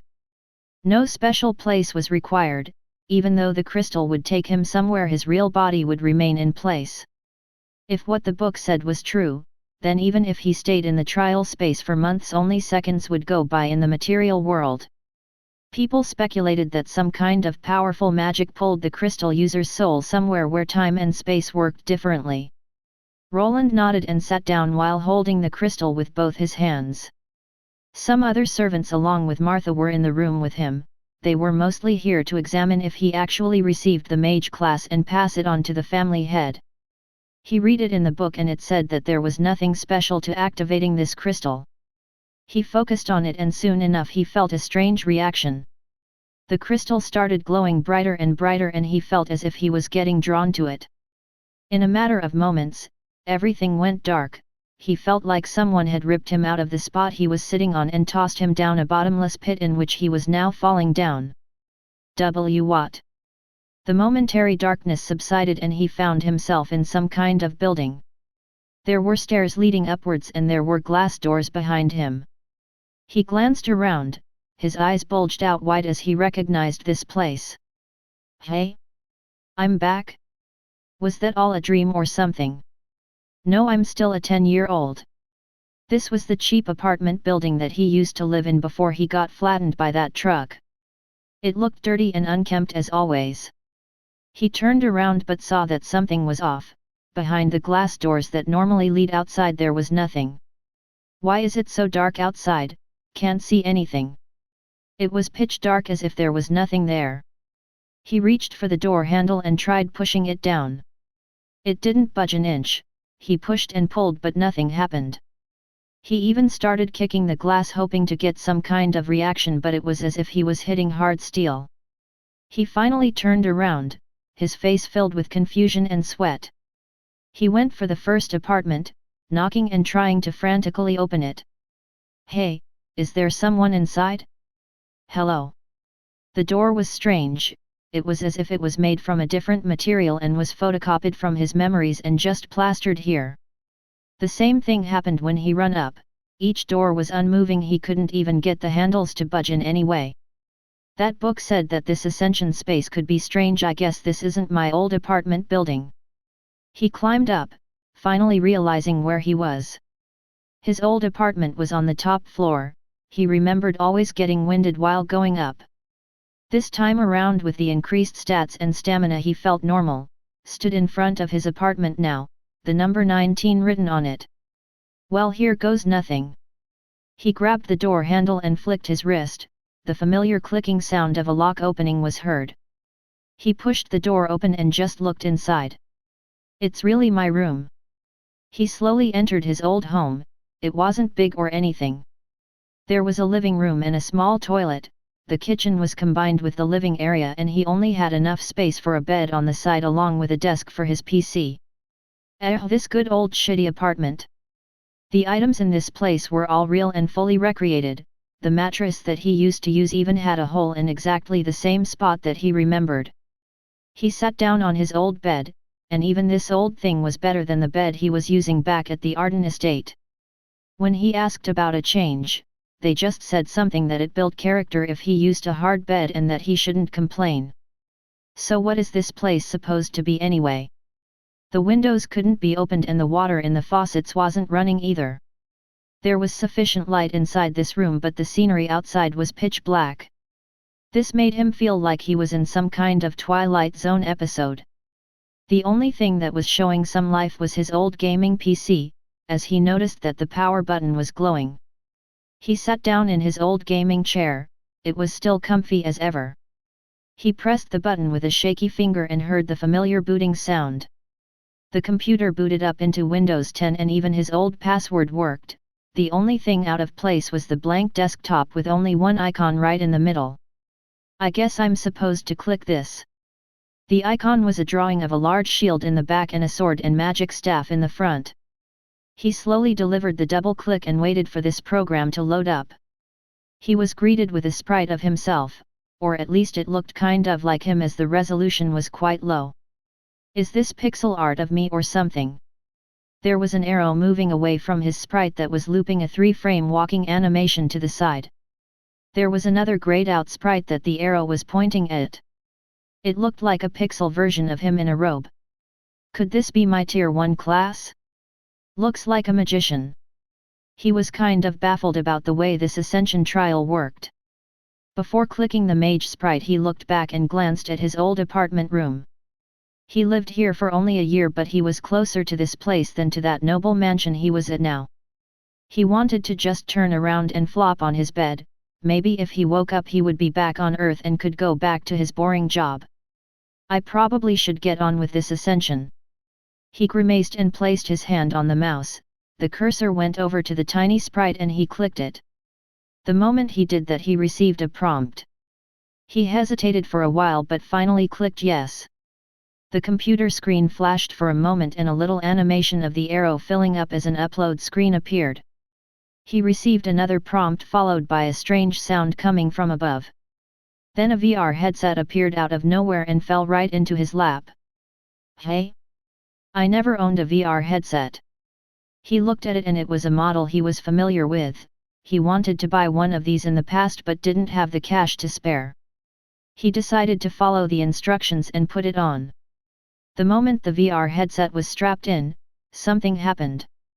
He expected to actually see some instructions while getting a regular VR experience, but instead he found himself in a strange white room. There is nothing here. He couldn't feel that he was wearing a VR headset anymore and couldn't take it off. It was as if he dived into the Matrix. He looked around while wondering what he was supposed to do. After some seconds the whole place flickered and the scenery changed. Wait, is that me? The white room switched to a grassy plain. There was a wooden training dummy standing in one spot and opposite it was a person. This person looked like Roland. He was wearing a mage robe and his facial expression was non-existent. His copy raised his hand upwards and held his palm towards the training dummy. Roland had his mana sense skill maxed out, so he noticed the change in mana around that person. The Roland clone opened up his mouth. Some words escaped its mouth. He stared at the talking person and he noticed the shift of mana around the clone. The mana moved through its body and towards its palm and something started forming. A small ball of energy was created. This ball gradually increased in size before it was shot forward. The wooden dummy received the hit, the wood splintering to the sides as if it was hit by a small cannonball. What was that magic? His copy didn't say anything but dropped its hand down and then turned to face him. The Roland copy had a blank expression and then started slowly walking towards him. This put the original Roland at attention. What was this clone of him trying to do? Wait. He tried backing off but his back hit some kind of invisible wall. Out of surprise he turned around and tried hitting it with his fist. His sudden opponent didn't stop though and continued walking. Hey, you think I'm afraid of you? Roland took a fighting stance. He went through 5 years of training and knew basic hand-to-hand combat as well. He decided to take the offensive thinking that his opponent wouldn't have enough time to react. But his punch didn't hit anything but air, it literally went through his copy's head. What is this? The clone was apparently immaterial or a hologram. The moment it touched Roland's body it faded away. This wasn't the end as Roland felt a sharp pain, his head felt like it was getting a needle stuck into it. He heard the familiar voice announce that he had changed classes while the pain was subsiding. He shook his head and could feel that he had learned an actual spell and had his stats slightly raised. The skills he gained helped him in shaping spells and regulating the mana inside of his body. He wanted to test his newfound skills out, but before he could do that the space he was in started flickering. He wasn't sure if it was due to a time limit or if after a class up you got kicked out. Everything went dark once more and he found himself falling into the darkness again. He gasped out as he found himself back in the Arden estate, the servants looking at him from the sides. Were you successful, Master Roland? Did you receive the mage class? He grasped his head for a moment. The crystal that he was holding previously had turned into dust. He nodded while rubbing his head and slowly moved off the ground. Yes, I even learned the mana bolt spell. He smirked as he had achieved what he had set out to. No one in this family could deny him anymore. He could go to a prestigious academy and learn magic now. His life looked bright and if he studied hard he could go far. Congratulations, Master, but let us test your elemental affinities before we inform the Lord. Roland snapped out of his daydream and looked at Adam the butler. Ah yes, the elemental affinities, I forgot to check them. The servant moved over with a large glass orb. Roland placed his hand on the measuring device, not thinking anything of it. His affinities would decide what elements he was best at. This was nothing more than a formality, but would show him which element he should focus on. He didn't need much, any kind of number would let him advance further, so he wasn't worried. The orb glowed slightly, but nothing out of the ordinary happened. The butler looked at the measuring device for a moment with a strange expression on his face. Could it be broken? Young master, could you look at your elemental affinities and see the values? The elemental affinities were a hidden stat that was only unlocked after the first class. Roland shrugged and brought up his status screen. While thinking about his affinity, a window popped up. At Tier 1 only the basic 4 elements could be unlocked. There were more elements like lightning and gravity at higher tiers. What all at 0%?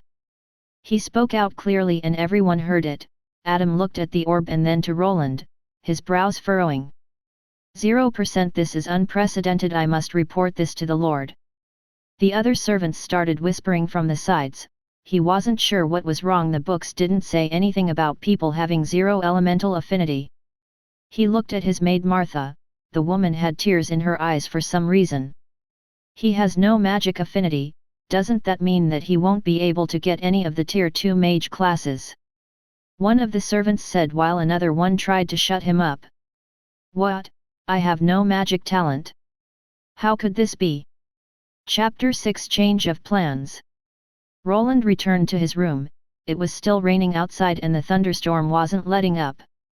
The time spent in the Ascension space felt like seconds to the people outside, so not much time had passed.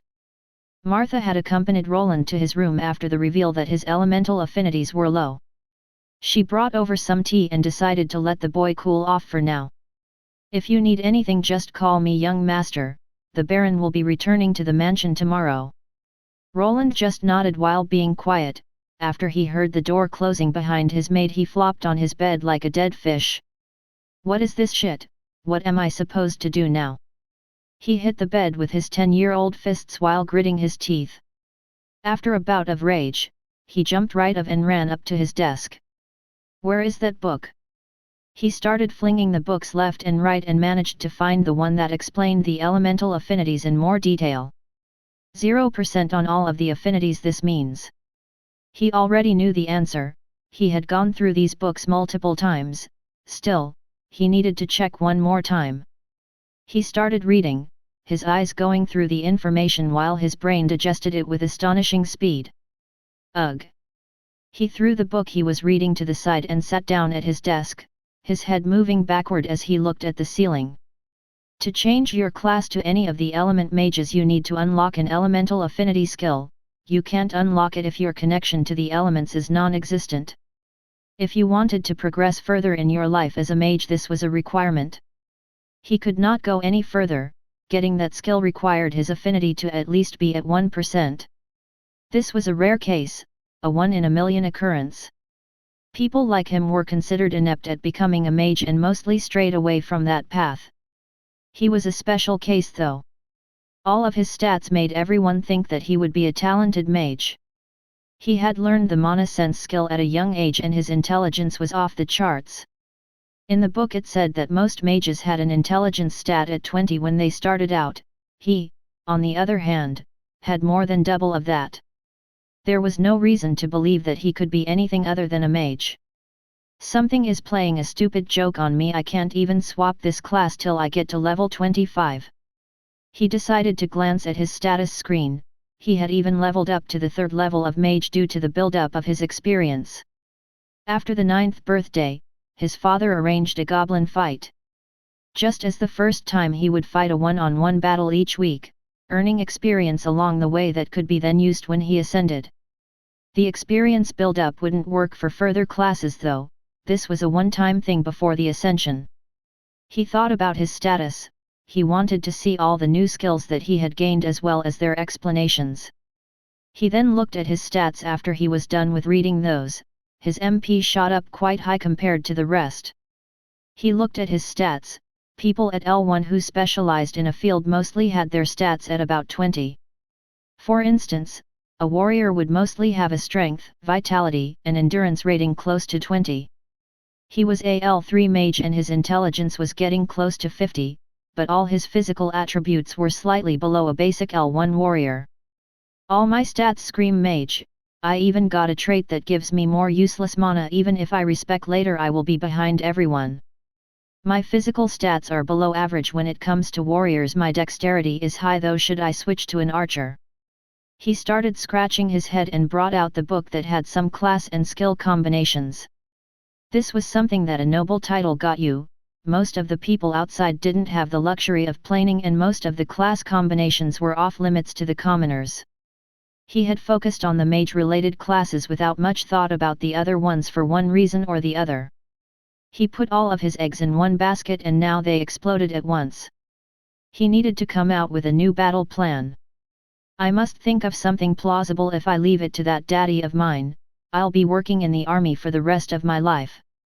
All of his brothers were on a one-way ticket to the army. His father was quite the militaristic nut and didn't consider people that didn't work in that field as much. At least that was how Roland saw it. He couldn't be sure as the interactions with his father were limited. He also tried to avoid him most of the time along with the other brats from his family. He was banking on evading the military by becoming a mage. Mages were rarer than the other combat classes and were sought after. He would be able to choose his path if he became one. Apparently, that wouldn't be an option now. He would have to level up in this class, which was a dead end. I still have the mage class unlocked, but if I wanted to be a magic swordsman I'd need a tier 2 mage class to unlock this tier 3 class. He went through his book once more. Most of the better classes that synergized with the mage class required a tier 2 version. You even needed some tier 2 classes to unlock other tiers 2 classes that would let you get a better tier 3 class. The Elementalist class was one of those, that required all of the Element tier 2 mage classes to unlock. Damn Elemental Affinity! I need this skill to even unlock a general upgrade to the tier 1 class. I would be okay with this shitty tier 2 superior mage class that doesn't really give many bonuses to anything, but it also requires those affinities.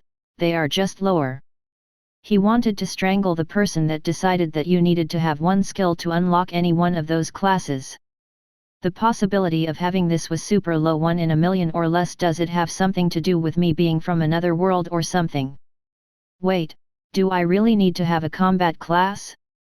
Wouldn't it be better not to risk my life and just make money in peace? He rubbed his chin. He had ignored most of the construction classes that were presented there. Mostly due to the only viable one at tier 1 was the blacksmith. He imagined himself stuck in a stuffy room hammering away on some ingots. Well, might not be that bad. Is there anything that works well with a tier 1 mage class till tier 3 at least? He went through the book. It had some combinations that could work with the blacksmith class. Blacksmith is the first and gives basic bonuses to crafting weapons and armor, but nothing special. You can unlock a weaponsmith or an armorer at tier 2. After that, the most common classes are tier 3 master smith and tier 4, grand master smith. He started going for the requirements for those classes. The blacksmith class used dexterity as one of its main stats along with strength and endurance. Those two later stats weren't so high, but he had high dex, so this was feasible. Plus he would gain more strength by leveling up his mage class, so when he started anew as a blacksmith he shouldn't have any problems. I need to find something that combines with those first. He looked for the page that described good combinations with these manufacturing classes. He knew that enchanted weapons were a thing, so there should be a class that was primed for that. Here we go. Tier 2 Runesmith. It focuses on enchanting weapons and armor with words of power that are called runes. He looked at this class. The description sounded interesting. It allowed the placement of basic enchantments on weapons and other items. There was another class that was similar to this called Enchantsmith. The two differed slightly due to the process of creating their items.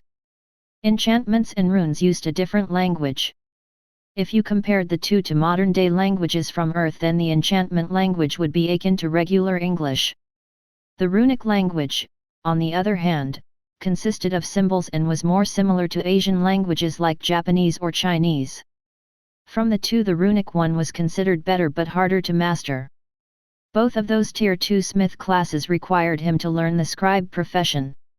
The mana scribe was a special Tier 1 class, and its requirement was the calligraphy skill along with the mage class. It allowed people to create one-use magic scrolls. The class sounded special, but in reality, it was quite trashy. You didn't get many skills, and the only thing it was good for was for creating these scrolls. Leveling it up didn't give you many stat points, and it was mostly considered a side job. Still, the scrolls that a person produced could be sold to adventurers. The higher tier of scrolls you could write, the more you got paid. Runesmith or enchant smith, the first was better but harder to obtain, as you had to gain a skill related to runes. It was something you only unlocked by actually learning. There wasn't really a shortcut, as you had to study hard and then you unlocked the skill. Well, I have always been a grinder. Roland wanted to take it easy, but the thought of living in some shady barracks with some smelly dudes was making him debate on this option. The path towards it was quite convoluted, and he would have to work hard for it. In the end, though, this was a money-making class. Even at Tier 2, he would already be able to earn massive amounts of gold and be free from this noble life. It was worth the risk. I'd like to go with this. These runes sound interesting, and it says that the more intelligence and dexterity the crafter has, the better the runes become. Also, the mana comes in handy when making or using them, and mana is the only thing I'm good for. The only problem was convincing his father. This choice wasn't a battle class. He also didn't see any options that hinted about unlocking any combat-related classes after getting to Runesmith. It was still better than working as a soldier, though. He'd rather make swords all day than stay on guard duty at some fortress. Okay, it's decided, I'm going with Runesmith. I can make this work. Having money is the answer. He looked at the book and nodded. He had to prepare before meeting his dad. He needed to explain that this was a better idea and maybe even a blessing in disguise. He already had 3 sons that were good at fighting. He didn't need the 4th one to do the exact same thing as them. Yes, I bet he will let me do it. I hope. I need to find a location that I can learn blacksmithing and scribing, along with some magic. He concentrated. He had gone through all the books in the library and knew how the kingdom looked like. The main plan was to go to a magic academy that was located in one of the largest cities, but that went out of the window now. He needed a less costly option that would guarantee him safe progress. There is one. Lustal City fits the bill. It also has an academy where they train weaponsmiths and even have some facilities for mages and a nice library. The battle plan was set. He went through it for the rest of the day as he waited for his father to come home. He already had an appointment. His father was quite punctual, so he knew that he would be there. The next day Martha brought him food and a change of clothes. She made him look better than usual. She couldn't let Roland look bad when visiting his father all on his own. Everything is going to be fine, Master Roland, it's just a little setback. She smiled at him, her face showing some wrinkles as she was getting along with her age. Being a maid didn't really net her any valuable skills besides housekeeping. People needed battle classes to increase vitality that would then let them live longer and look younger. His father was one of those. He was someone that looked to be in his early 40s, but in reality, he was getting close to his mid-60s. The Baron will see you now, proclaimed the House Arden butler while opening the large white door that led inside Lord Arden's office. Roland moved forward. Even though he was an adult inside, he still felt uncomfortable. It was as if he was getting called into his boss's office for one of those talks. There he was in all his glory, looking at some papers that looked really small in those mitts of his. His digits looked like thick sausages, and he looked strange in that blue shirt fit for nobles. "Greetings, father, it is me, Roland," he announced himself while moving his hand to his heart, which was the national salute that the people did in this country. The man just murmured while looking at his papers. Roland gulped hard and used this chance to pronounce his plan. "Father, I know that I have no aptitude to be a mage. So I think I should become a runesmith. It's a class that my high intelligence works well with." He was nervous and talked as fast as he could without breathing in much between the sentences. He presented his plan and the city that had the best facilities to accommodate his progress at a safe rate. As he was finishing up, his father raised his hand. Lustal? You want to attend the Lustal Academy of Arts? Roland stopped talking instantly. His large bull of a father was looking at him with quite the intense stare now. Why yes? Think it has good facilities and doesn't cost that much. The man rubbed his chin and replied without thinking for too long. No, that's out of the question. You need to raise your level first. Runesmith, a peculiar choice. He placed the papers that he was holding down on the desk and continued looking at Roland, straight into his eyes. I'll allow this, but you must earn your keep. Even as a low-level mage you can find some work. Adam will make the preparations. He picked up the papers and started going through them once more. He still gave Roland one bit of advice before sending him away. The Arden House is a house of knights. I hope you know what that means? We don't want it being associated with crafting professions, do you understand? So you're telling me that it is shameful to work as a blacksmith and you don't want me to mention my name in public? Hey. Understood. Roland wanted to say more about this, but he didn't think that the man would listen to the 10-year-old him. So he just nodded and stepped out. Adam heard everything from both of them and would be making the arrangement. His plan of becoming a runesmith had gone through, but he would apparently have to work for it and maybe even put himself in harm's way. Chapter 7, New Place, Old Woe. A 10-year-old with a sword in his right hand was standing in a dark, damp dungeon. In front of him, 2 green humanoid-looking monsters were glaring. These goblins gave out a loud, high-pitched sound and charged forward. The boy stood still, his sword arm lowered while the left one was raised up. He was mumbling something incoherent to himself. The more he did, the louder he got. Source of all magic, heed my call. He had his index finger pointing at the charging monster, the other 3 clenched together tightly. Suddenly a bluish glow appeared in front of those fingers. It started out small as a grain of rice, but soon the tiny speck expanded to the size of an egg. The furthermost goblin was now just a couple of steps away from the youth. Its teeth were rattling as it was ready to feast on its prey. Gather before me and strike down my enemies, Mana Bolt. The boy shouted and the egg-sized energy ball shot forward. It collided with the monster's head, inserting itself right into the eye socket before exploding. The boy gazed at the humanoid being, part of its head exploding as it collapsed on the ground and slid forward due to the momentum of its charge. The other monster didn't show much of a reaction after seeing its friend's head partially exploding. It just charged on and tried clawing at the youth. Roland was counting on this and he just stepped to the side, the overswing and forward momentum of the monster's attack giving him an opportunity for a counter. There was no hesitation in his movement like a year before. His trusted short sword was plunged right into his enemy's throat. The goblin moved his hands to its neck as a reflex, the blade that was stuck in it getting pulled out instantly. A fountain of monster blood erupted, the creature fell down, dead and unmoving. Well, think I've killed all of them, I guess that's it for the easy XP. But do I really need to chant cringy stuff like that every time? Maybe not being suited for a mage was a blessing in disguise. Roland was standing in the training dungeon, his old trainer nowhere to be seen. He had finished the last of the goblins. These creatures were captured for training purposes and it would be a shame to waste the experience. Wonder where that old bastard will send me to, probably to some cheap backwater village where he can forget about his useless son. Roland poked the first goblin that he killed with his mana bolt. The power of this spell was so-so, it was fine against weak spots like the eyes but took some time to aim and you couldn't fire them off in quick succession. He also needed to chant his spell, which lowered the speed and utility of this skill. I guess that's why mages are considered a backline class. Will I need to find myself a party of some sort? Will Daddy Dearest give me a servant for protection? He poked the other goblin with his sword as well, his eyes focusing more as he tried to feel for a mana signature. This one has a monster core. Monster cores, or also called mana stones, looked like gems or crystals. They formed in some creatures and were used as ingredients for various things. There was a low chance of finding them in a goblin.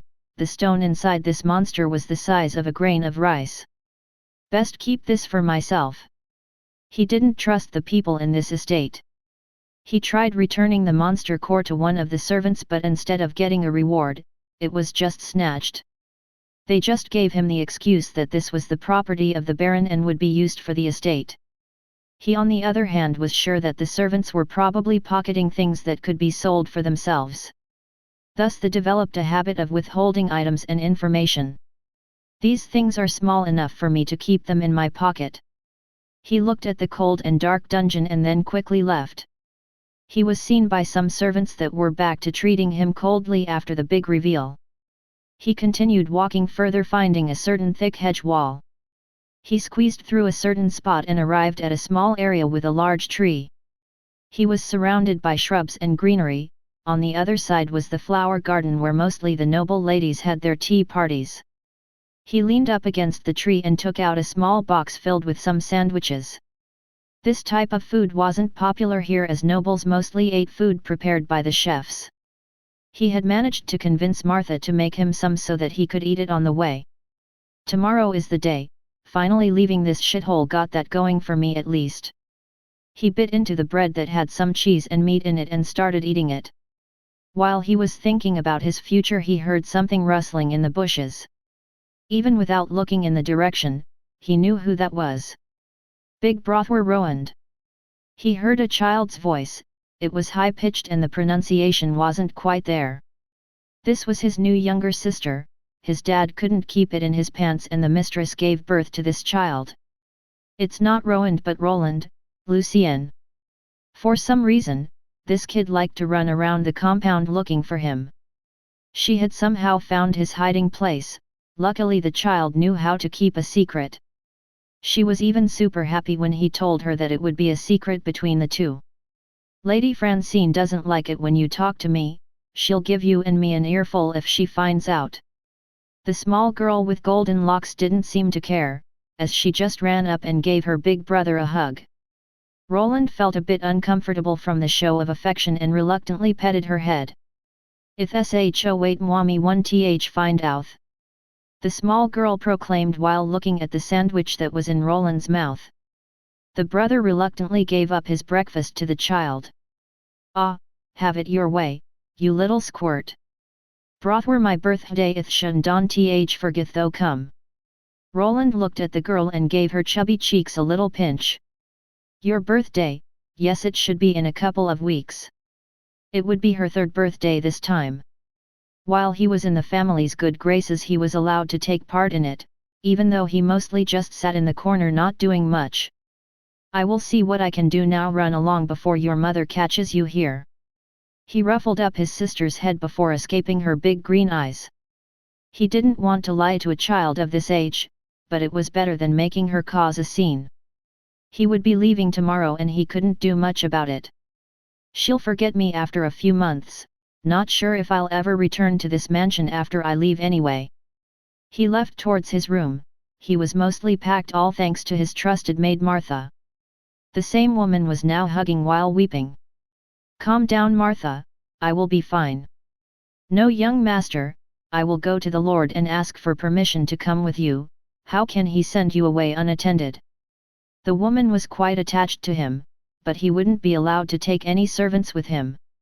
Adam said that I will be looked after there, don't need to worry about anything, this was bound to happen. The woman dried her tears with a handkerchief while looking at the smaller boy.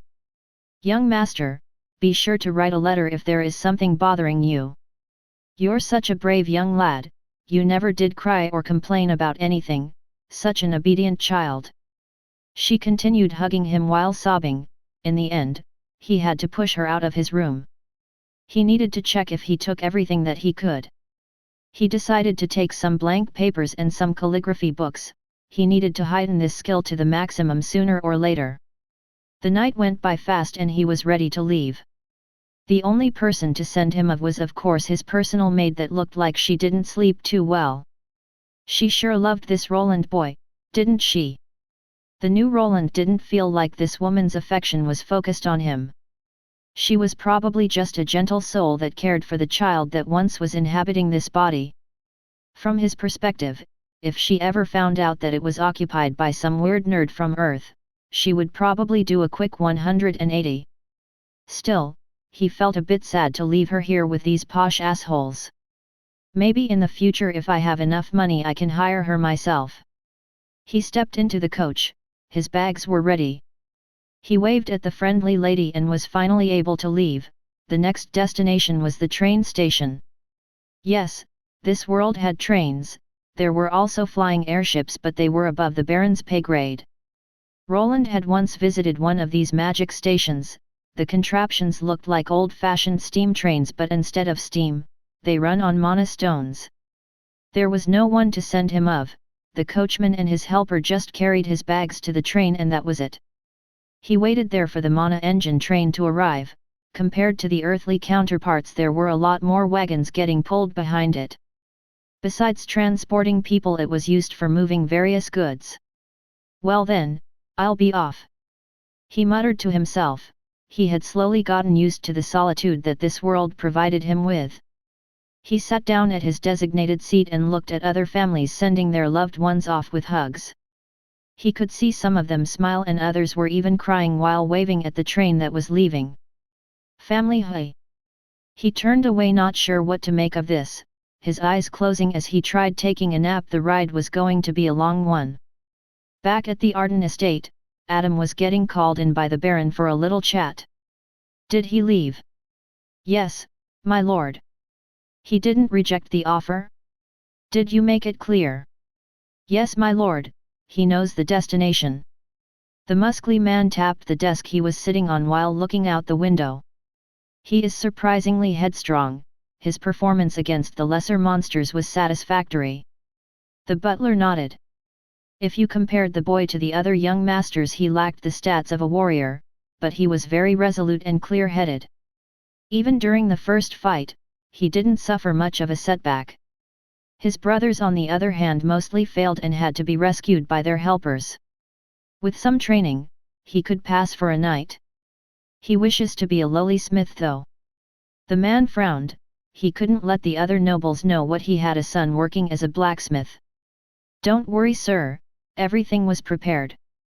The boy will probably ask for assistance in due time. The Baron nodded and waved his servant away. He was smoking quite a large cigar. He blew out some smoke through his nostrils before speaking out to himself.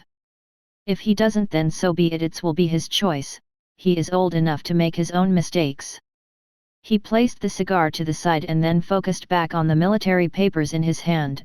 He was still lagging behind schedule. Roland had no idea what his parent was plotting back home, but soon he would discover it. The train ride would take a couple of days. The speed of this machine wasn't great and it was pulling a lot of weight. The seats were uncomfortable and the constant sounds of heavy machinery were keeping the young man awake. He shook his head and looked outside at the constantly changing scenery. He also took a glance at some of the skills he had learned during the almost 5-year period he was at the noble house. He had gained many skills that began with basic. They filled out his skill menu and he even had to scroll down to read them all. I never could push them past L9, probably because of class restrictions. Had to sneak out during the nights to get that sneaking skill up. Ugh, when will we finally arrive? What was that place's name again? Ah yeah, the city of Kerwin. He only had the location of this city on the map, it was just in the middle of the kingdom without anything special about it. The only thing that was going for it, was that it had a dungeon right next to it. The ride continued without anything happening along the way. Roland was half expecting someone to try to rob the train, but there were a lot of strong-looking people guarding it. Now arriving at Kerwin, please take all of your belongings while going out. The technology in this world was strange, some parts were ahead of his old world while others were lagging behind. Like the flying ships, planes from his old world didn't compare to those flying fortresses.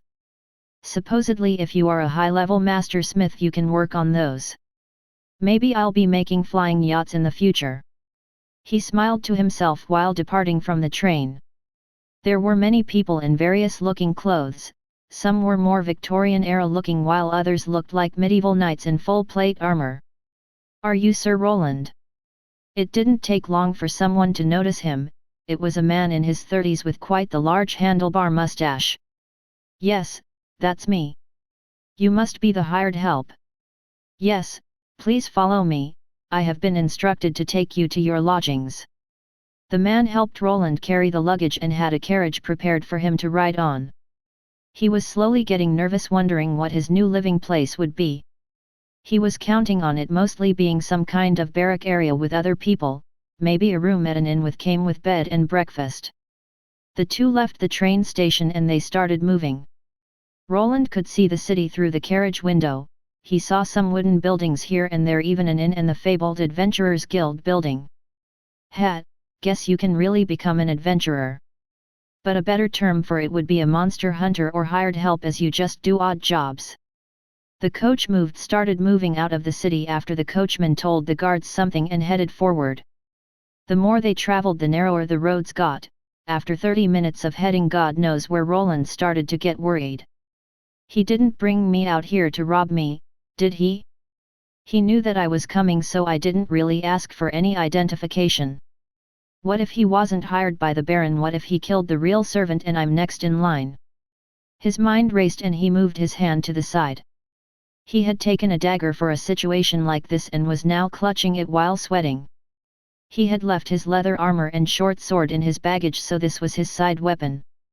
Soon enough the journey ended and he heard the coachman getting off, his steps getting closer and closer. The door swung open, Roland ready to pull out his weapon, but he halted as he saw a bored-looking man with luggage in hand. "Sir Roland, this is the place I was supposed to take you. I also have a letter from your father, Baron Wentworth. I'm a bit too jumpy today, I must be tired after the long bumpy ride." Roland gave out a sigh of relief and finally stepped outside. What he saw there was a small cabin in the woods. There was a small porch with stairs leading up to it. It looked old and unkept from where he was standing. Was this supposed to be his new home?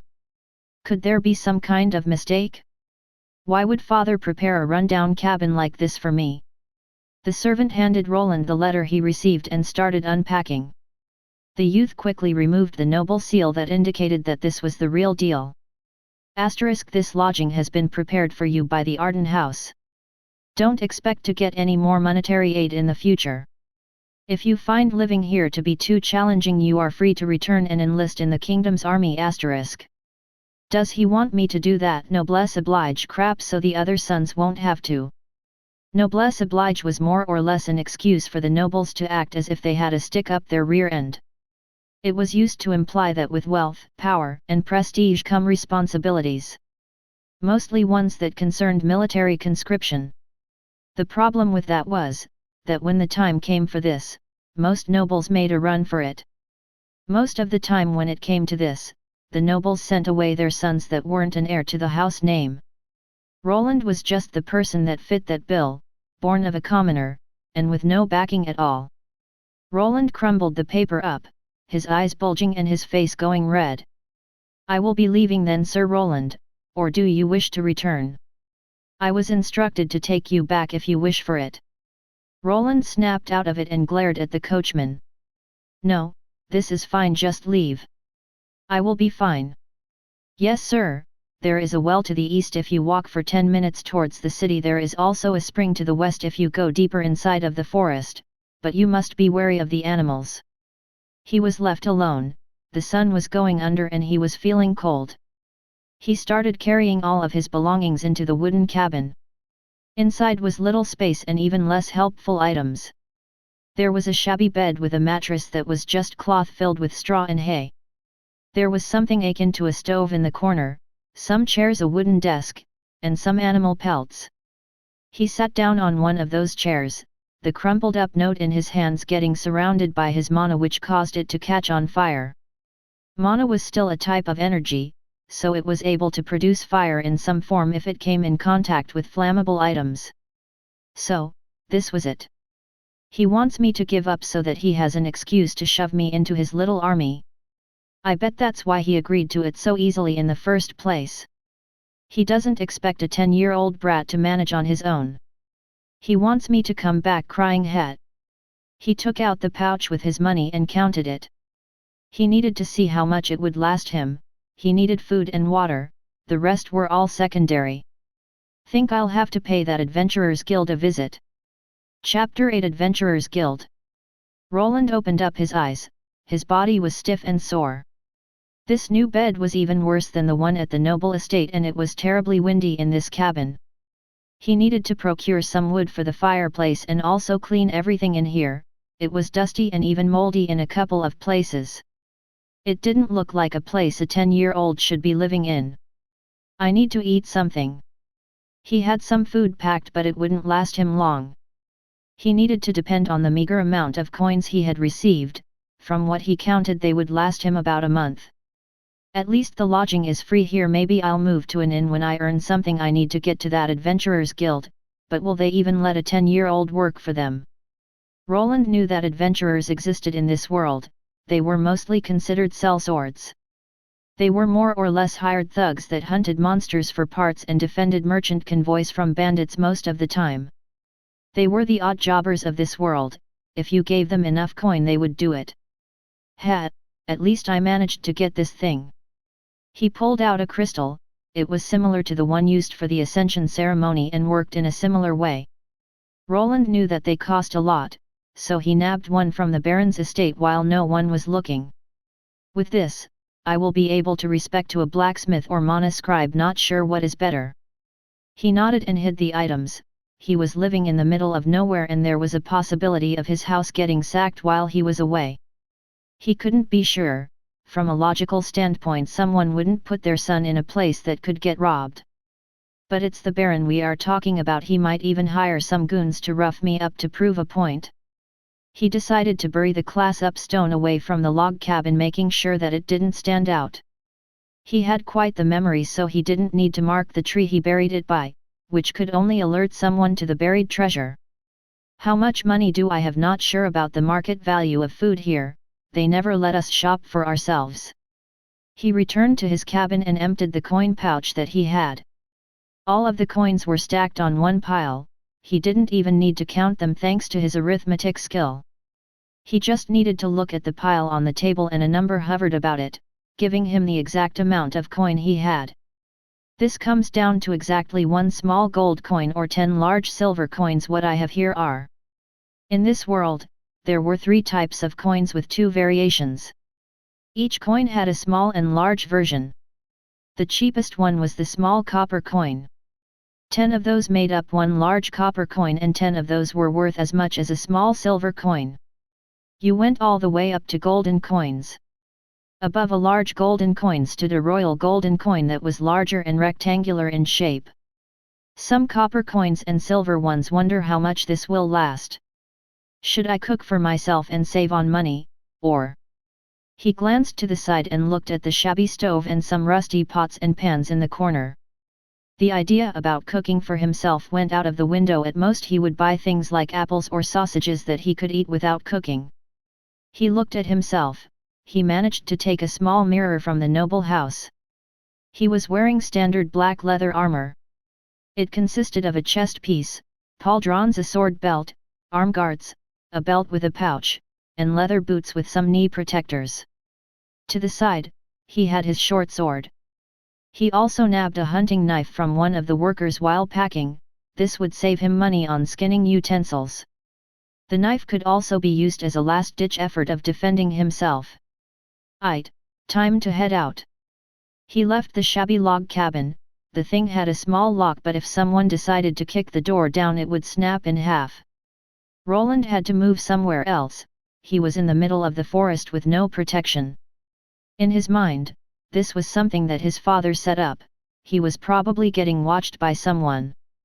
I bet he told people in town to keep an eye out for me. Well, at least he cares, though I bet it has more to do with the House Arden reputation. Can't have some kid be loose shouting his noble name everywhere. He was convinced that his so-called dad didn't really care for him. He probably left some guards so that he wouldn't croak on the first day, but from what he saw in the letter the man probably wanted him to join the army. Roland, on the other hand, was set on never returning home. he had enough of living under the rules of other people, it was time for some freedom. Even back in his old life, he felt like he was too dependent on others, it was time for a change. Well, I just need to make enough money, then everything will work out. It was time to go back to the town he had arrived. He remembered the path that the coachman took and backtracked. He was slower on foot, but with some jogging, he could make it in half an hour if he wanted to. The first obstacle proved to be the guards at the entrance. They demanded a fee of 5 large copper coins right off the bat. "Kid, you new here?" one of the guards asked while giving him 5 large copper coins back in exchange for the small silver coin. "Yes, is the Adventurers Guild recruiting?" The guard raised his eyebrow and looked at the child in front of him. Roland was a bit taller than other kids, so he could pass for being older. Still, he didn't look older than 12 or 13 at the most. "You? An adventurer? You sure you don't want to work as a stable boy instead?" The guard smirked, his buddy laughing on the side while Roland left slightly annoyed. "Damn assholes, will I have to pay an entrance fee each time I come here? I'll be out of cash in no time." After passing through the checkpoint, he kept walking while looking at the surroundings. The main road was made out of large stone blocks and stretched through the city and right towards a large castle-like structure in the distance. The castle was probably where the city lord stayed in, or either the noble house that was responsible for this plot of land. He continued on while paying attention to the structures more than to the people. The whole place looked like a medieval fantasy city. The buildings were mostly made from stone and the roofs were slightly tipped at an angle and made from what looked to be thin red bricks tiles. After some more walking, he found himself standing in front of a large building with saloon-like doors. It had a sign with 2 axes on the sides and 1 long sword in the middle. Above the symbol, the word Skirwin Adventurers Guild was written. "It will be fine, right?" He gulped as all of his future plans depended on this. If he didn't manage to get a job here, he would be forced to work somewhere else. That stable boy job might not seem that outlandish at the time. He started getting nervous and just stood there in front of the door not doing anything. While he was hesitating, some people walked out. It was a group of adventurers, 4 of them. Roland snapped out of it and moved to the side. The people gave him a side glance before departing. Wait, was that an elf? And that was a dwarf, right? Roland kept his eyes on the backs of the people that just walked out. In his noble house, there were only humans and he never saw any other humanoid races anywhere besides the goblins that he trained on. One of the adventurers was an elven woman with long golden hair and wearing green clothes. She had an arrow quiver on her back and a longbow to go with it, indicating that she was an archer class. Next to her was a short man, below 150 centimeters in height. He made up his height disparity with his width. Roland could clearly see he was quite muscular and was carrying a long axe weapon. There were 2 other people with her, a man carrying a sword and some lady in a robe. So, that's a full-blown adventurer party? That lady in the robe might be a mage or a priest class. He pumped himself up and finally pushed the doors open. They squeaked as he entered. The people inside gave him a fast glance but then went back to their business.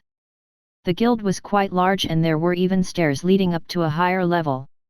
He walked in slowly, as other people were already going in and out. Inside there were your usual things that made up such a building.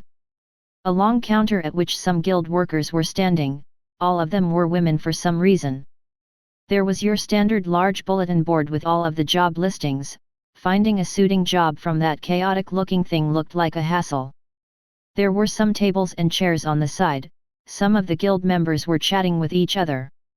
They were even getting served by some bar wenches.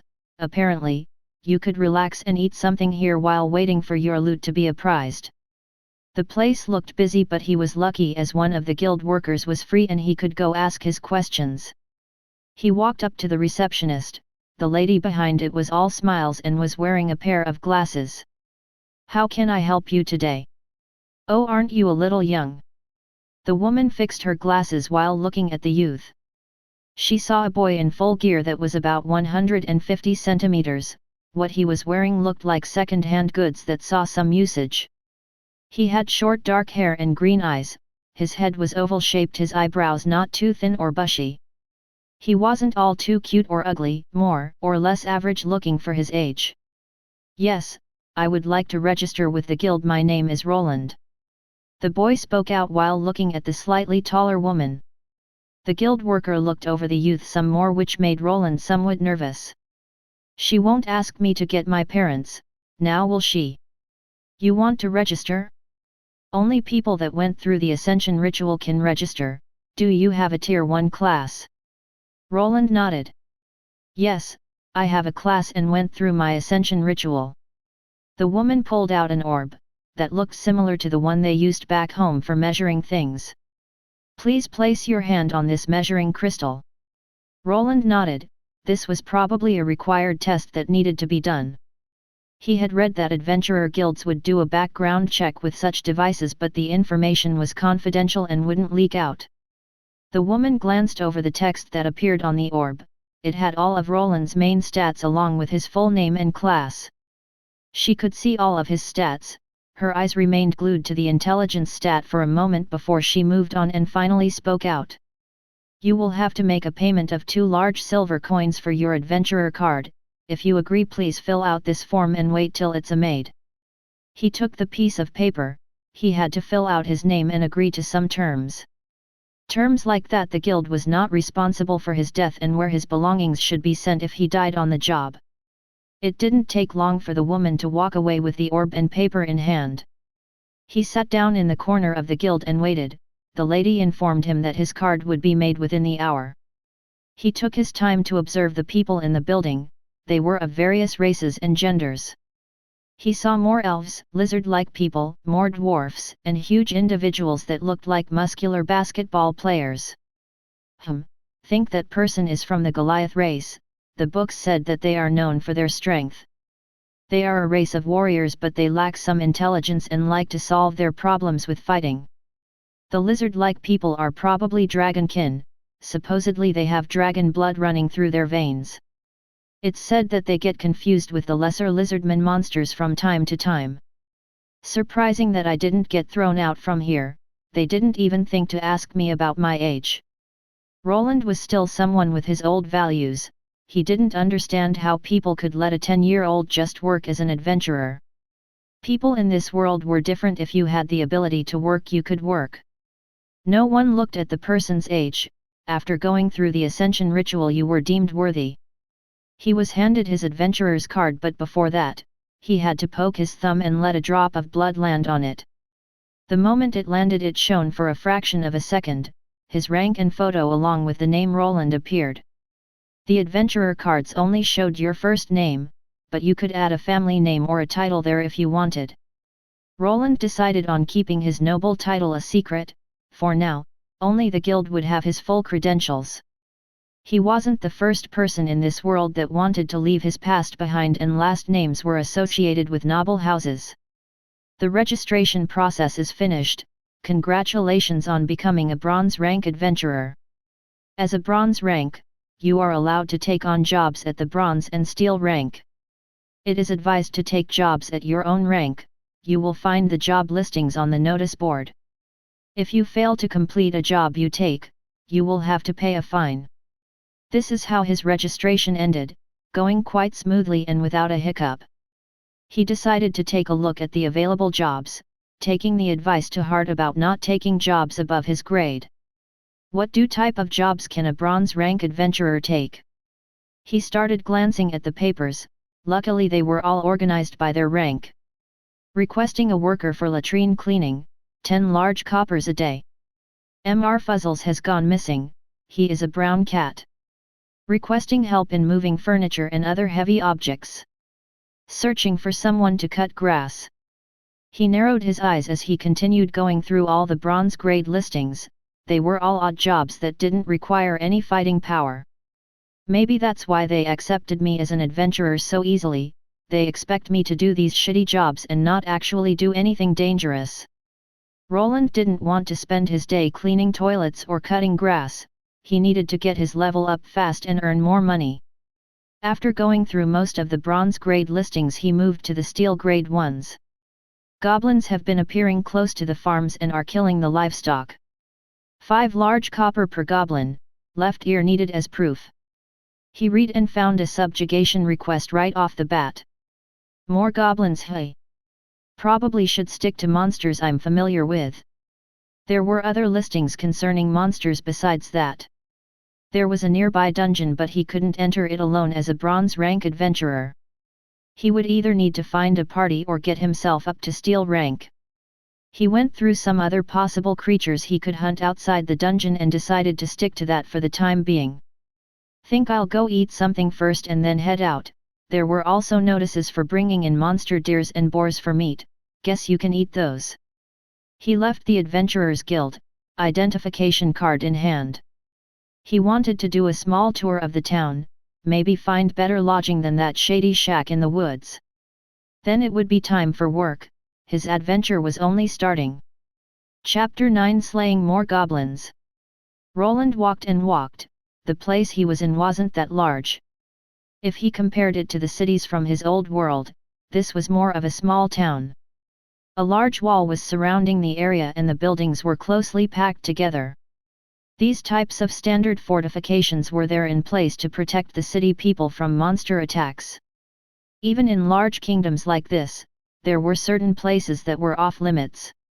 Places with nasty monsters or poisonous terrain that made the area unlivable. After a long time of walking and getting his adventurer card, he decided to take a break at an inn. Inside there were a lot of people chatting and a bard-like person was playing on some kind of lute instrument. Just like the Adventurers Guild, this establishment's interior was quite large. There were many tables that already had a bunch of individuals sitting in them. He felt a bit out of place as he didn't know a single person in this city. There is some room in the corner there. Do I need to wait for a waitress? Do they call them bar wenches here? He wasn't really sure, noble houses didn't really have any books about how the commoners lived.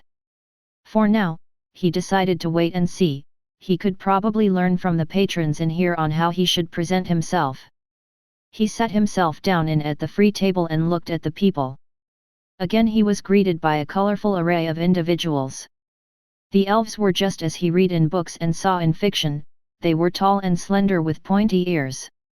Their hair color was either blonde or white, he didn't spot any dark elves though. While waiting, a waitress finally appeared and gave Roland a curious look. What will it be, little guy? He looked up, the woman was quite large and on the wider side. She was wearing one of those wench dresses that made him think of a German festival. I'll just have some water and something to eat. What do you have? For a charming little fella like you? How about some of the tasty porridge, or some grilled meat so that you grow big and strong? Roland thought about it for a moment and ordered both. He wanted to test the food here out. If it was abysmal, he would try a different place. The woman smiled and walked away. He saw her move towards the bartender. The woman was quite loud, so he overheard the two talking. One order of meat and some porridge for our young customer there. The man standing at the bar was quite large and muscular. He was even missing an eye and had a large scar in its place. What, you got someone to order that shitty gruel? Did you blackmail him or something? The woman frowned and tried smacking the man with the empty tray she was holding. Shut your trap, you idiot, before I make you sleep outside again. The man grumbled and went back into the kitchen. Roland, on the other hand, was deliberating on walking out. He didn't like the sound of that. Could this porridge be spoiled? Well, this was quite bland. He looked at the empty plates. The porridge was made from some unidentified grains, the meat was just dried jerky. Nothing was seasoned, nor did it taste like anything. The food here was literally hard to swallow. Ugh, I'm already missing Martha's cooking. Is this what the common people eat? The whole thing cost him 7 large copper coins. So I need to kill 2 goblins to even have enough for a single meal. Guess life doesn't count for much here. I should have asked that guild attendant about how much I can get for a goblin mana stone. I'll ask her after I get this job done. He left the coins on the table. The large lady instantly swooped in to grab those coins of the table. Like a hawk diving for a nice plump mouse on the field. He asked about the lodging fees and was said that it was 2 small silvers for a night, and 5 large copper coins extra if he wanted breakfast to go with that. He could also pay a monthly fee that would save him about 10%. I have enough money to last me slightly above a month of lodging. He needed to go hunt some goblins first, killing 5 of those a day would be the minimum amount of work. Though, he would probably be starting with only 1 meal a day with that. And that's not taking any other expenses into consideration. This sword will also need repairing after a while. He frowned, this wasn't turning out to be such a dream job after all. He needed to start somewhere though, he was already used to slaying goblins and was already a L5 mage. He only needed 20 more levels and he already had the stone for the class change. The only thing I still need is a map of this area. He had the world map at his old home, but there were no city maps besides the capital and the city his family lived in. He headed over to a library and had to spend another small silver coin to get himself one. He made a mental note to check this place out later, maybe there would be some new books to read. The more he read, the more his identification skill leveled up. Knowledge was power and this skills level was an indicator of it. It's strange how that skill works. Why would general knowledge help me identify things I have never seen before? He left through the main gate again, this time he flashed the guards his new adventurer's card and was let out without a problem. Okay, these are the farms that have been getting attacked. The goblins are probably somewhere in that forest. Goblins were creatures that lived in groups. They had a strength-based hierarchy structure similar to some human tribes. The strongest member was the tribe chief. The leader was mostly an evolved monster, either a goblin soldier or a goblin shaman that was more intelligent than his tribe counterparts. I sure hope it's not a hobgoblin though, I don't think I'd stand a chance. He wasn't planning on going too close to the monster base or doing a silly thing of clearing it out himself. No, he would just hunt some lone goblins in hopes of getting a free mana stone together with his kill. I should be careful. These goblins will probably be of a higher level than the ones they let me kill back at the Arden estate. Though they are still only goblins, even on higher levels they are quite weak. He checked his items again and then took out his short sword. He didn't bother to talk with the farmers and just went inside. The forest was densely packed with trees, but thanks to his smaller stature it wasn't too difficult to move around. This is when someone with a tracking class like a hunter would be helpful. He wandered through the forest while on his toes. He moved slowly while hiding behind the bushes and trees in hopes of getting the drop on the monsters. This proved to be the right choice as he spotted 2 goblins just lazing around by another large tree. There we go, if I only didn't need to chant this shit, level 3 and a level 4 should be fine. He could whisper the chants while casting, but that lowered the spell's destructive power by a notch. It would be enough for these goblins though. His magic attack was quite high thanks to his high intelligence stat. Source of all magic, heed my call. While performing the incantation, Roland thought back to the time of his spell training. He did a couple of tests, mostly trying to somehow circumvent those chants and incantations. He tried gathering the mana around him and through this body with the help of his skills. It worked great all up to the moment of shaping the mana ball that would be the bolt. Right at the end it always evaporated into nothingness. It just didn't work unless he chanted while manipulating the magical energies. It was as if the spells required 2 passwords, one being the chant and the other shaping the mana required for the spell. Mana bolt. The mana bolt whizzed through the air and landed straight on the goblin's face. Roland wasn't sure why, but his aim was quite good, maybe his dexterity had something to do with it. The other theory was the number of FPS games that he played in his previous life. The goblin's head flew backward as if hit by a bowling ball. The small creature fell back and against the tree, blood gushing from its wound as it slowly faded away into oblivion. Gidgee. The other goblin looked at his companion with surprise in its eyes, but soon it realized what transpired. Roland charged out from his hiding place, short sword in hand, and ready to deliver a killing blow. The other monster was slow to react, but it looked towards the charging 10-year-old and gave out a high-pitched scream. It moved the club it was holding up into the air, bringing it down on its enemy while jumping right at him. You goblins are easy to read. Roland skillfully evaded the attack and just jabbed the pointy end of his short sword into the goblin's chest. The moment the attack landed, the monster gave out a wail and started thrashing about with its club in hand. The youth backed off, letting the monster tire itself out before delivering the finishing blow. That's not that hard. Roland looked down at the two defeated monsters. He was panting as the adrenaline pumped through his body. Through training and time, he had started getting accustomed to fighting monsters. From his perspective, a clear grasp of the situation during a fight outweighed pure stats. He pulled out his hunting knife and went for the ears, making sure to get the right one that the Adventurers Guild was asking for. He didn't feel any mana coming from these two dead bodies, which meant that they had no mana stones. This was one of the more useful uses of his mana sense skill.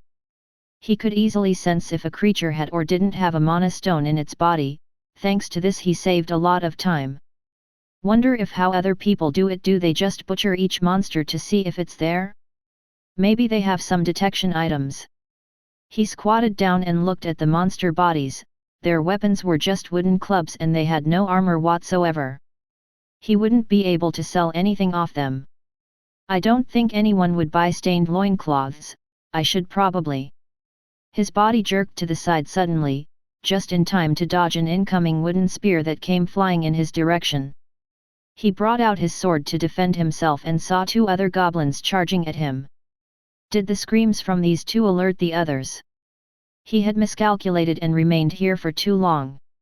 He was used to killing monsters at a safe location, but these creatures were tribal. When one of them fell, the others would come to help. The high-pitched battle cries that these little monsters gave out were to signal their allies. Shit!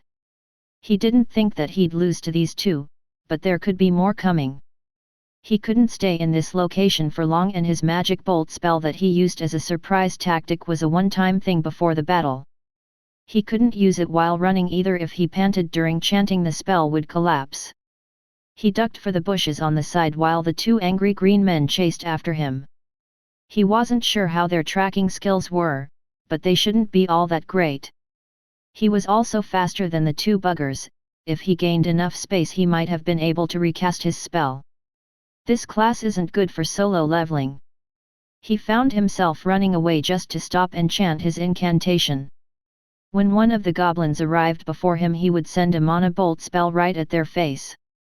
He wasn't concerned about being quiet anymore either, so his spells were packing a lot more this time around. This had the adverse effect of alerting more goblins to his location. Mana bolt. Another goblin fell. The mana bolt came from somewhere up in the trees. The other green midget didn't know where the enemy was. He looked and looked only to hear a human's voice echo through the tightly packed forest. Mana bolt, you little shit. The goblin chest exploded as a large ball of mana energy pierced through it. Roland was sitting on top of a tree and just chucking his spells at the dumb goblins. After ruing away for an hour, he decided to climb up a tree. Luckily these monsters weren't too bright. Think that was the last one of them. Glad I have this climbing and sneaking skill unlocked. He used a new tactic of just hiding up in the trees and waiting for the goblins to arrive. He delivered sure hit kills from distance and disappeared the moment another monster appeared. Thanks to his sneaking skill, the enemy monster had a hard time finding him before they could react. They were hit by dense mana bolts. After waiting it out for 10 minutes, he finally decided to slide down the large tree he was hiding in. He hopped down and sneaked over to the blast zone. 5 dead goblin bodies were there. He had leveled up from killing all these goblins, and there were even some scattered bodies that he left behind while running away. I don't think it would be smart to go back for those. He grabbed the 5 ears from this group and even managed to nab a mana stone from one of them. He was tired and had wandered a bit too far into the forest area. This was the time for a tactical retreat. This is enough for today. I should go report and get my money, then take a bath. Roland's first day as an adventurer ended. He managed to return to the Adventurers Guild without a problem, and the guards didn't bother him either. The same lady that gave him the card was surprised to see him at the end of the day, and with 7 goblin ears to boot. With this, he had earned 35 large copper coins from the monster subjugation quest. The tiny mana stone he acquired went for 4 small silver coins each. He had 2 more back from his training days. With this, he was 155 large copper coins richer. I can do this. The stronger I get, the more money I will earn. I'm not going back to that log cabin, or that stinky noble house. Roland clenched his fist tightly while looking at his coin pouch.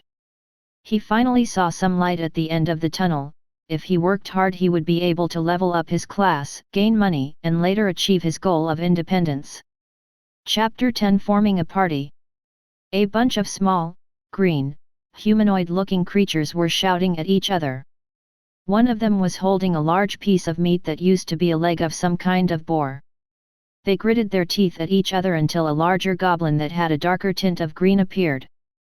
The smaller ones covered as the meaner-looking goblin swiped away the large piece of meat for himself. It shouted something out and opened its large mouth. The teeth looked yellow and quite sharp. Before the monster could have its feast, something odd happened. A strange sound of something whizzing was heard by some of the goblins, but at that point, it was too late. A glowing blue arrow shot out of the trees and embedded itself into the larger goblin's neck. It had enough penetrating power to pierce right through. The tip was even poking out on the other side. The arrow made from blue energy fizzled out into nothingness soon after. The monster gurgled while not knowing what had happened. It could only flail its arms around before suffering from hemorrhage. Soon enough it passed out and died. The larger goblin's comrades started shouting and panicking, not knowing why their leader had died just like that. About 100 meters away up in a large tree was Roland. He was already chanting another spell while pointing with his finger at the next victim. Mana arrow. Another blue arrow shot through the air towards the small goblin encampment. Roland had scouted it out after spending quite a bit of time hunting the goblins in this forest. The second mana arrow landed on the next enemy and he heard the female voice announcing that he had gained experience. I managed to get the leader on the first try, the rest are just small fries. Time to finish this up. He took his time finishing up the goblins from a safe spot. He descended only when the enemy numbers dwindled enough for him to engage them in melee range. The normal goblins didn't pose much of a threat to him at this point and he knew their attacking patterns by heart. Now he just needed to pick up the loot and head back. The only problem was that he had to go to the Adventurers Guild again. The Adventurers Guild was bustling with people. There were various people of various races coming in and out of the building. Dwarfs, elves, you name it, there were even people with animal ears. Quite a bit of those people were focused on a small robed youth. This youth had garnered some fame for the past 3 months he had arrived in this town. Hey, it's the little goblin slayer. Did he wipe out a nest? I think he even managed to get a shaman last time. The people from the side gossiped while looking at Roland. He was one of the rising rookies here, mostly due to having a knack for killing goblins. Most of the adventurers didn't bother with those, they were busy with dungeon exploration that had more to offer than pesky goblins. Roland grumbled while trying to cover his face with the new robe that he bought. He didn't like the attention and didn't like to stick out. I've earned a strange title, it's even in my status now. Might suffer, so it's just a random effect. Titles like this could be earned by hunting monsters. There were various levels of titles and some even gave bonuses to attack or defense. Roland took his money and left the Adventurers Guild while the other guild members laughed and cheered. For some reason, he had become some kind of mascot to these adventures. They would shout out "Little Goblin Slayer" the moment they saw him, which started to annoy him. Whenever he shouted back, they would just laugh at him and egg him on even more. Treating me like a kid. He entered the inn he was staying at. This was the same one that he ate his first meal at. After going through the whole city, this one was the one most in his price range. He had rented one of the rooms upstairs for himself and was staying here for the time being.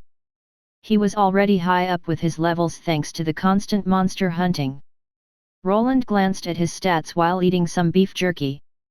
He also looked at the spells that he knew how to cast. He had made some progress there too. He had gained access to these spells mostly by leveling up. It was a strange thing. After he attained a certain level, the game-like system would give him a prompt that he had learned a spell. The knowledge of how to cast it would somehow be inserted into his brain.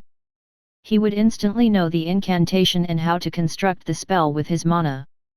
This wasn't the only way you got spells. You could learn some yourself, some people could even create them. The classes offered a limited array of spells that they could use. If he wanted more, he would have to experiment himself or buy some magic books that would explain the spell process to him. His mage class came equipped with 3 basic spells: Mana Bolt, Mana Arrow, and Mana Shield. He had learned the Ember and Mana Hands spell thanks to a book he had previously obtained at the Arden Estate.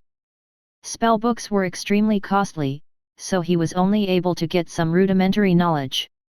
The whole process of spell casting was hard to explain. The mage had to guide the mana outwards in a certain sequence while focusing on the spell formula. This spell formula was also called a spell circle. The mage had to perfectly imagine the spell circle while at the same time shaping the mana and chanting in sequence.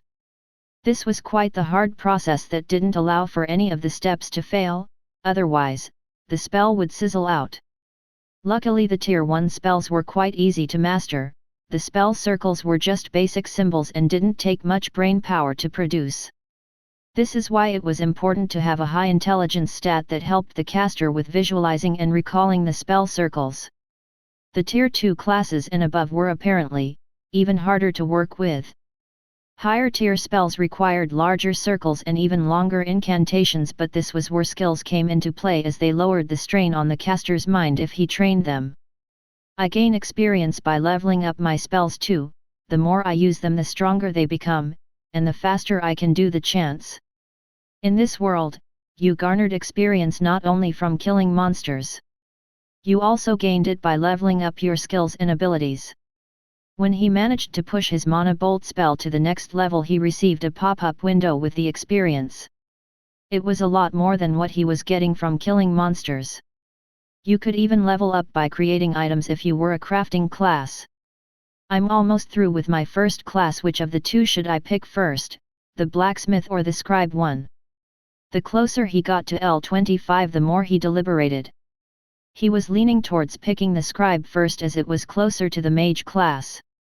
He would be ditching his magic skill tree soon, so he wanted to be done with it. If he switched to something like a blacksmith that had nothing to do with magic, he felt like it would be harder to get past this scroll making class.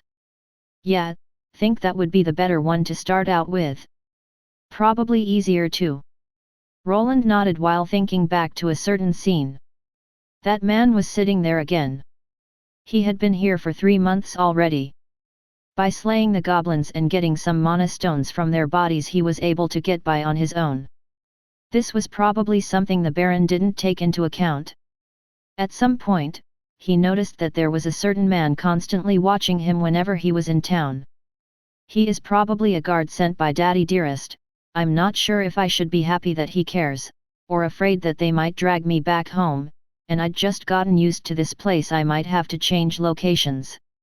This was another thing on his agenda, leaving this city and setting out on his own. He was feeling good with himself.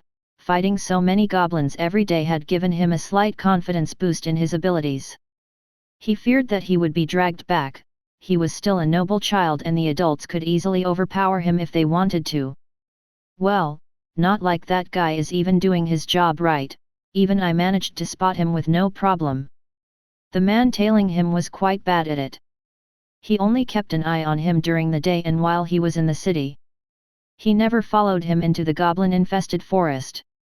Roland theorized that the people at the Arden Estate didn't want to spend too much coin on his tail, so they ended up with an incompetent one. He was even passed out drunk that one day when I came back. Wish my job was so easy. Roland had already chosen his next destination.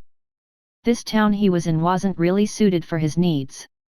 He was aiming to be a mostly crafting-oriented class. This city didn't really have that. It was a place for adventurers and had a dungeon, but there weren't really many places where you could learn a smithing profession. Most of the goods were shipped over from other cities that were closer to mines. The people working at those professions didn't like living next to an active dungeon. The monster-infested areas like the forest Roland used for grinding didn't help either. Yeah, the best city for me now would be Edelgard. It has the facilities that I need, and if I have a crafting class I can get an apprenticeship. Roland was already bumbling around with his mage class. He felt like he would know many more spells if he was at some sort of academy and had a teacher. He didn't want to get hired by some second-rate blacksmith and spend years on leveling up. You could actually just level up by creating items, but he wasn't sure of the logistics of that quite yet. I can learn both of those at that city. It's renowned for its crafting classes, just need to get those 5 levels up. On the next day, Roland headed out once more. Even though he had killed many goblins, the pay wasn't all that great. His leather armor was getting worn down and he had to have his sword repaired. While grumbling to himself, he moved towards the notice board, his eyes going to the iron class job offers.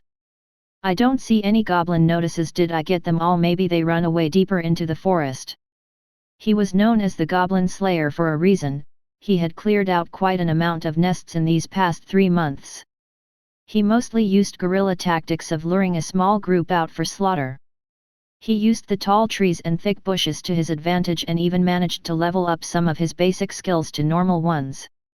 While Roland was contemplating his next move, a person moved over to him. The voice seemed to belong to a girl. "Excuse me, aren't you who they call the Little Goblin Slayer?" Roland frowned instantly. He wasn't sure why, but that nickname ticked him off. The person who asked him was a red-haired girl. From the looks of her gear she was an archer. Roland looked at her from top to bottom, coming to the conclusion that she was probably a young adventurer in her mid-teens. "I guess that's what people call me around here. My name is Roland though," he responded while grumbling slightly. The girl smiled and then continued with the conversation. "Great. It's rumored that you are a mage in training, is that true?" Roland raised his eyebrow and kind of figured out where this was going.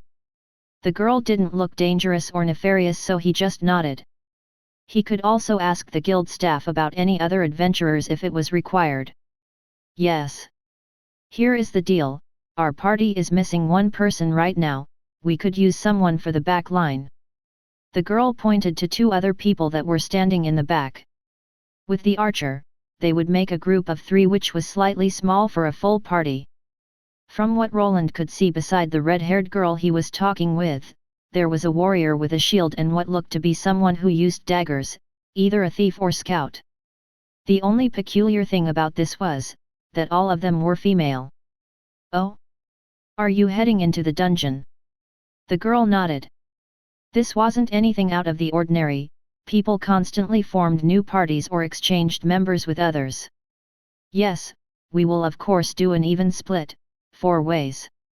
He wanted to rub his chin to think. He was running low on monsters to kill and he wasn't allowed to go into the dungeon by himself with how low his rank was. This group consisted of young girls that weren't probably much stronger than him, but he could very much use the help. He didn't really have a reason to refuse. He could also ask the guild staff about these 3 and if they weren't shady later on, then decline if they were fishy. "Are you sure? I'm still just on my first class." The red-haired girl smiled and tapped him on the shoulder. "No need to worry, we just need some backline support and you are quite famous around here. No need to be afraid, these big sister will protect you if something happens." He twitched a bit. He almost forgot that he was a 10-year-old here and looked like a little brat with some baby fat on his face. For the time being, he nodded and he and the red-haired girl moved over to the other 2. The warrior woman was clearly from the Goliath race. She was 2 meters tall and was quite muscular. Her skin was brown in tone and her nose looked like it was squished back by a brick. The other girl was slightly taller than he was, at about 160 centimeters. The moment he walked up, he noticed the large animal ears coming out from the top of her head along with a bushy white tail in the back. Her hair was grey and her eyes reminded him of a wolf. She was wearing leather armor and had 2 long daggers strapped to her side, indicating that she was probably primed more for agility. The last girl was the redhead. She was taller than the previous girl at about 170 centimeters. She was wearing a really tight uniform, around her chest was some kind of belt, probably to connect a quiver to. He is so tiny, you sure he can handle this, Rebecca? The large warrior girl looked at Roland while leaning down, her mouth showing off those pearly whites as she grinned. Hey, don't scare him, Sahildr, I had enough trouble convincing him to come here. The third wolf girl didn't say much, she just gave him a glance and then sat down at the nearby table behind them. Ah, let me introduce you. The large dumb one here is Sahildr, the quiet one back there is Reyna, and my name is Rebecca, you can just call me Becky. The three were peculiar looking, but they had some charm to them. They all sat down by the table and started chatting. So, our fourth party member had left out party, and I think you would be the perfect fit. Becky proclaimed while looking at Roland with sparkling eyes. Ha, you mean she left us hanging and run away with some guy, that damn harlot? Replied Sahildr while smirking to the side, for some reason she looked like she wanted to give Roland a tug on his cheeks. The third lady remained silent while munching on a chicken leg. Is that so? Well, I don't have a reason to refuse. Saw you looking at the notice board, run out of the gobos, hey? Little goblin slayer. Please don't call me that. Roland groaned while the girls smirked at each other. Before we proceed, I need to ask, is there any reason why your party only has women? Roland asked while Sahildr was the one to reply. That's easy, we just don't trust men, they always try to start something during the night camps. Hey, does this brat even know what I'm talking about? The woman made a circle with her hand and index finger and then started sticking another finger through it, in and out it went. She only stopped after Becky gave her a glare. Roland deadpanned at the explanation. He looked at the three but wasn't all that attracted to them. It was probably due to his mental age being at 30, these girls looked to be 16 and weren't really in his striking range. He was also stuck in the body of a 10-year-old, so that was also a factor. But I'm also a man. Roland replied while the girls looked at him, they promptly burst out in laughter. What are you, like 11 or 12? Don't think you will be making any night visits anytime soon. Becky moved her hand over her mouth while trying not to laugh. So they don't want to form parties with men as they try to climb into their beds at night. I'm 10, so they feel confident that I won't try to start anything. Seems logical. 12, sure, let's go with that. HOH, so mysterious. You're not 11, are you? No, I'm 12. Are you sure? Do you even have hair down there? This is sexual harassment, please stop.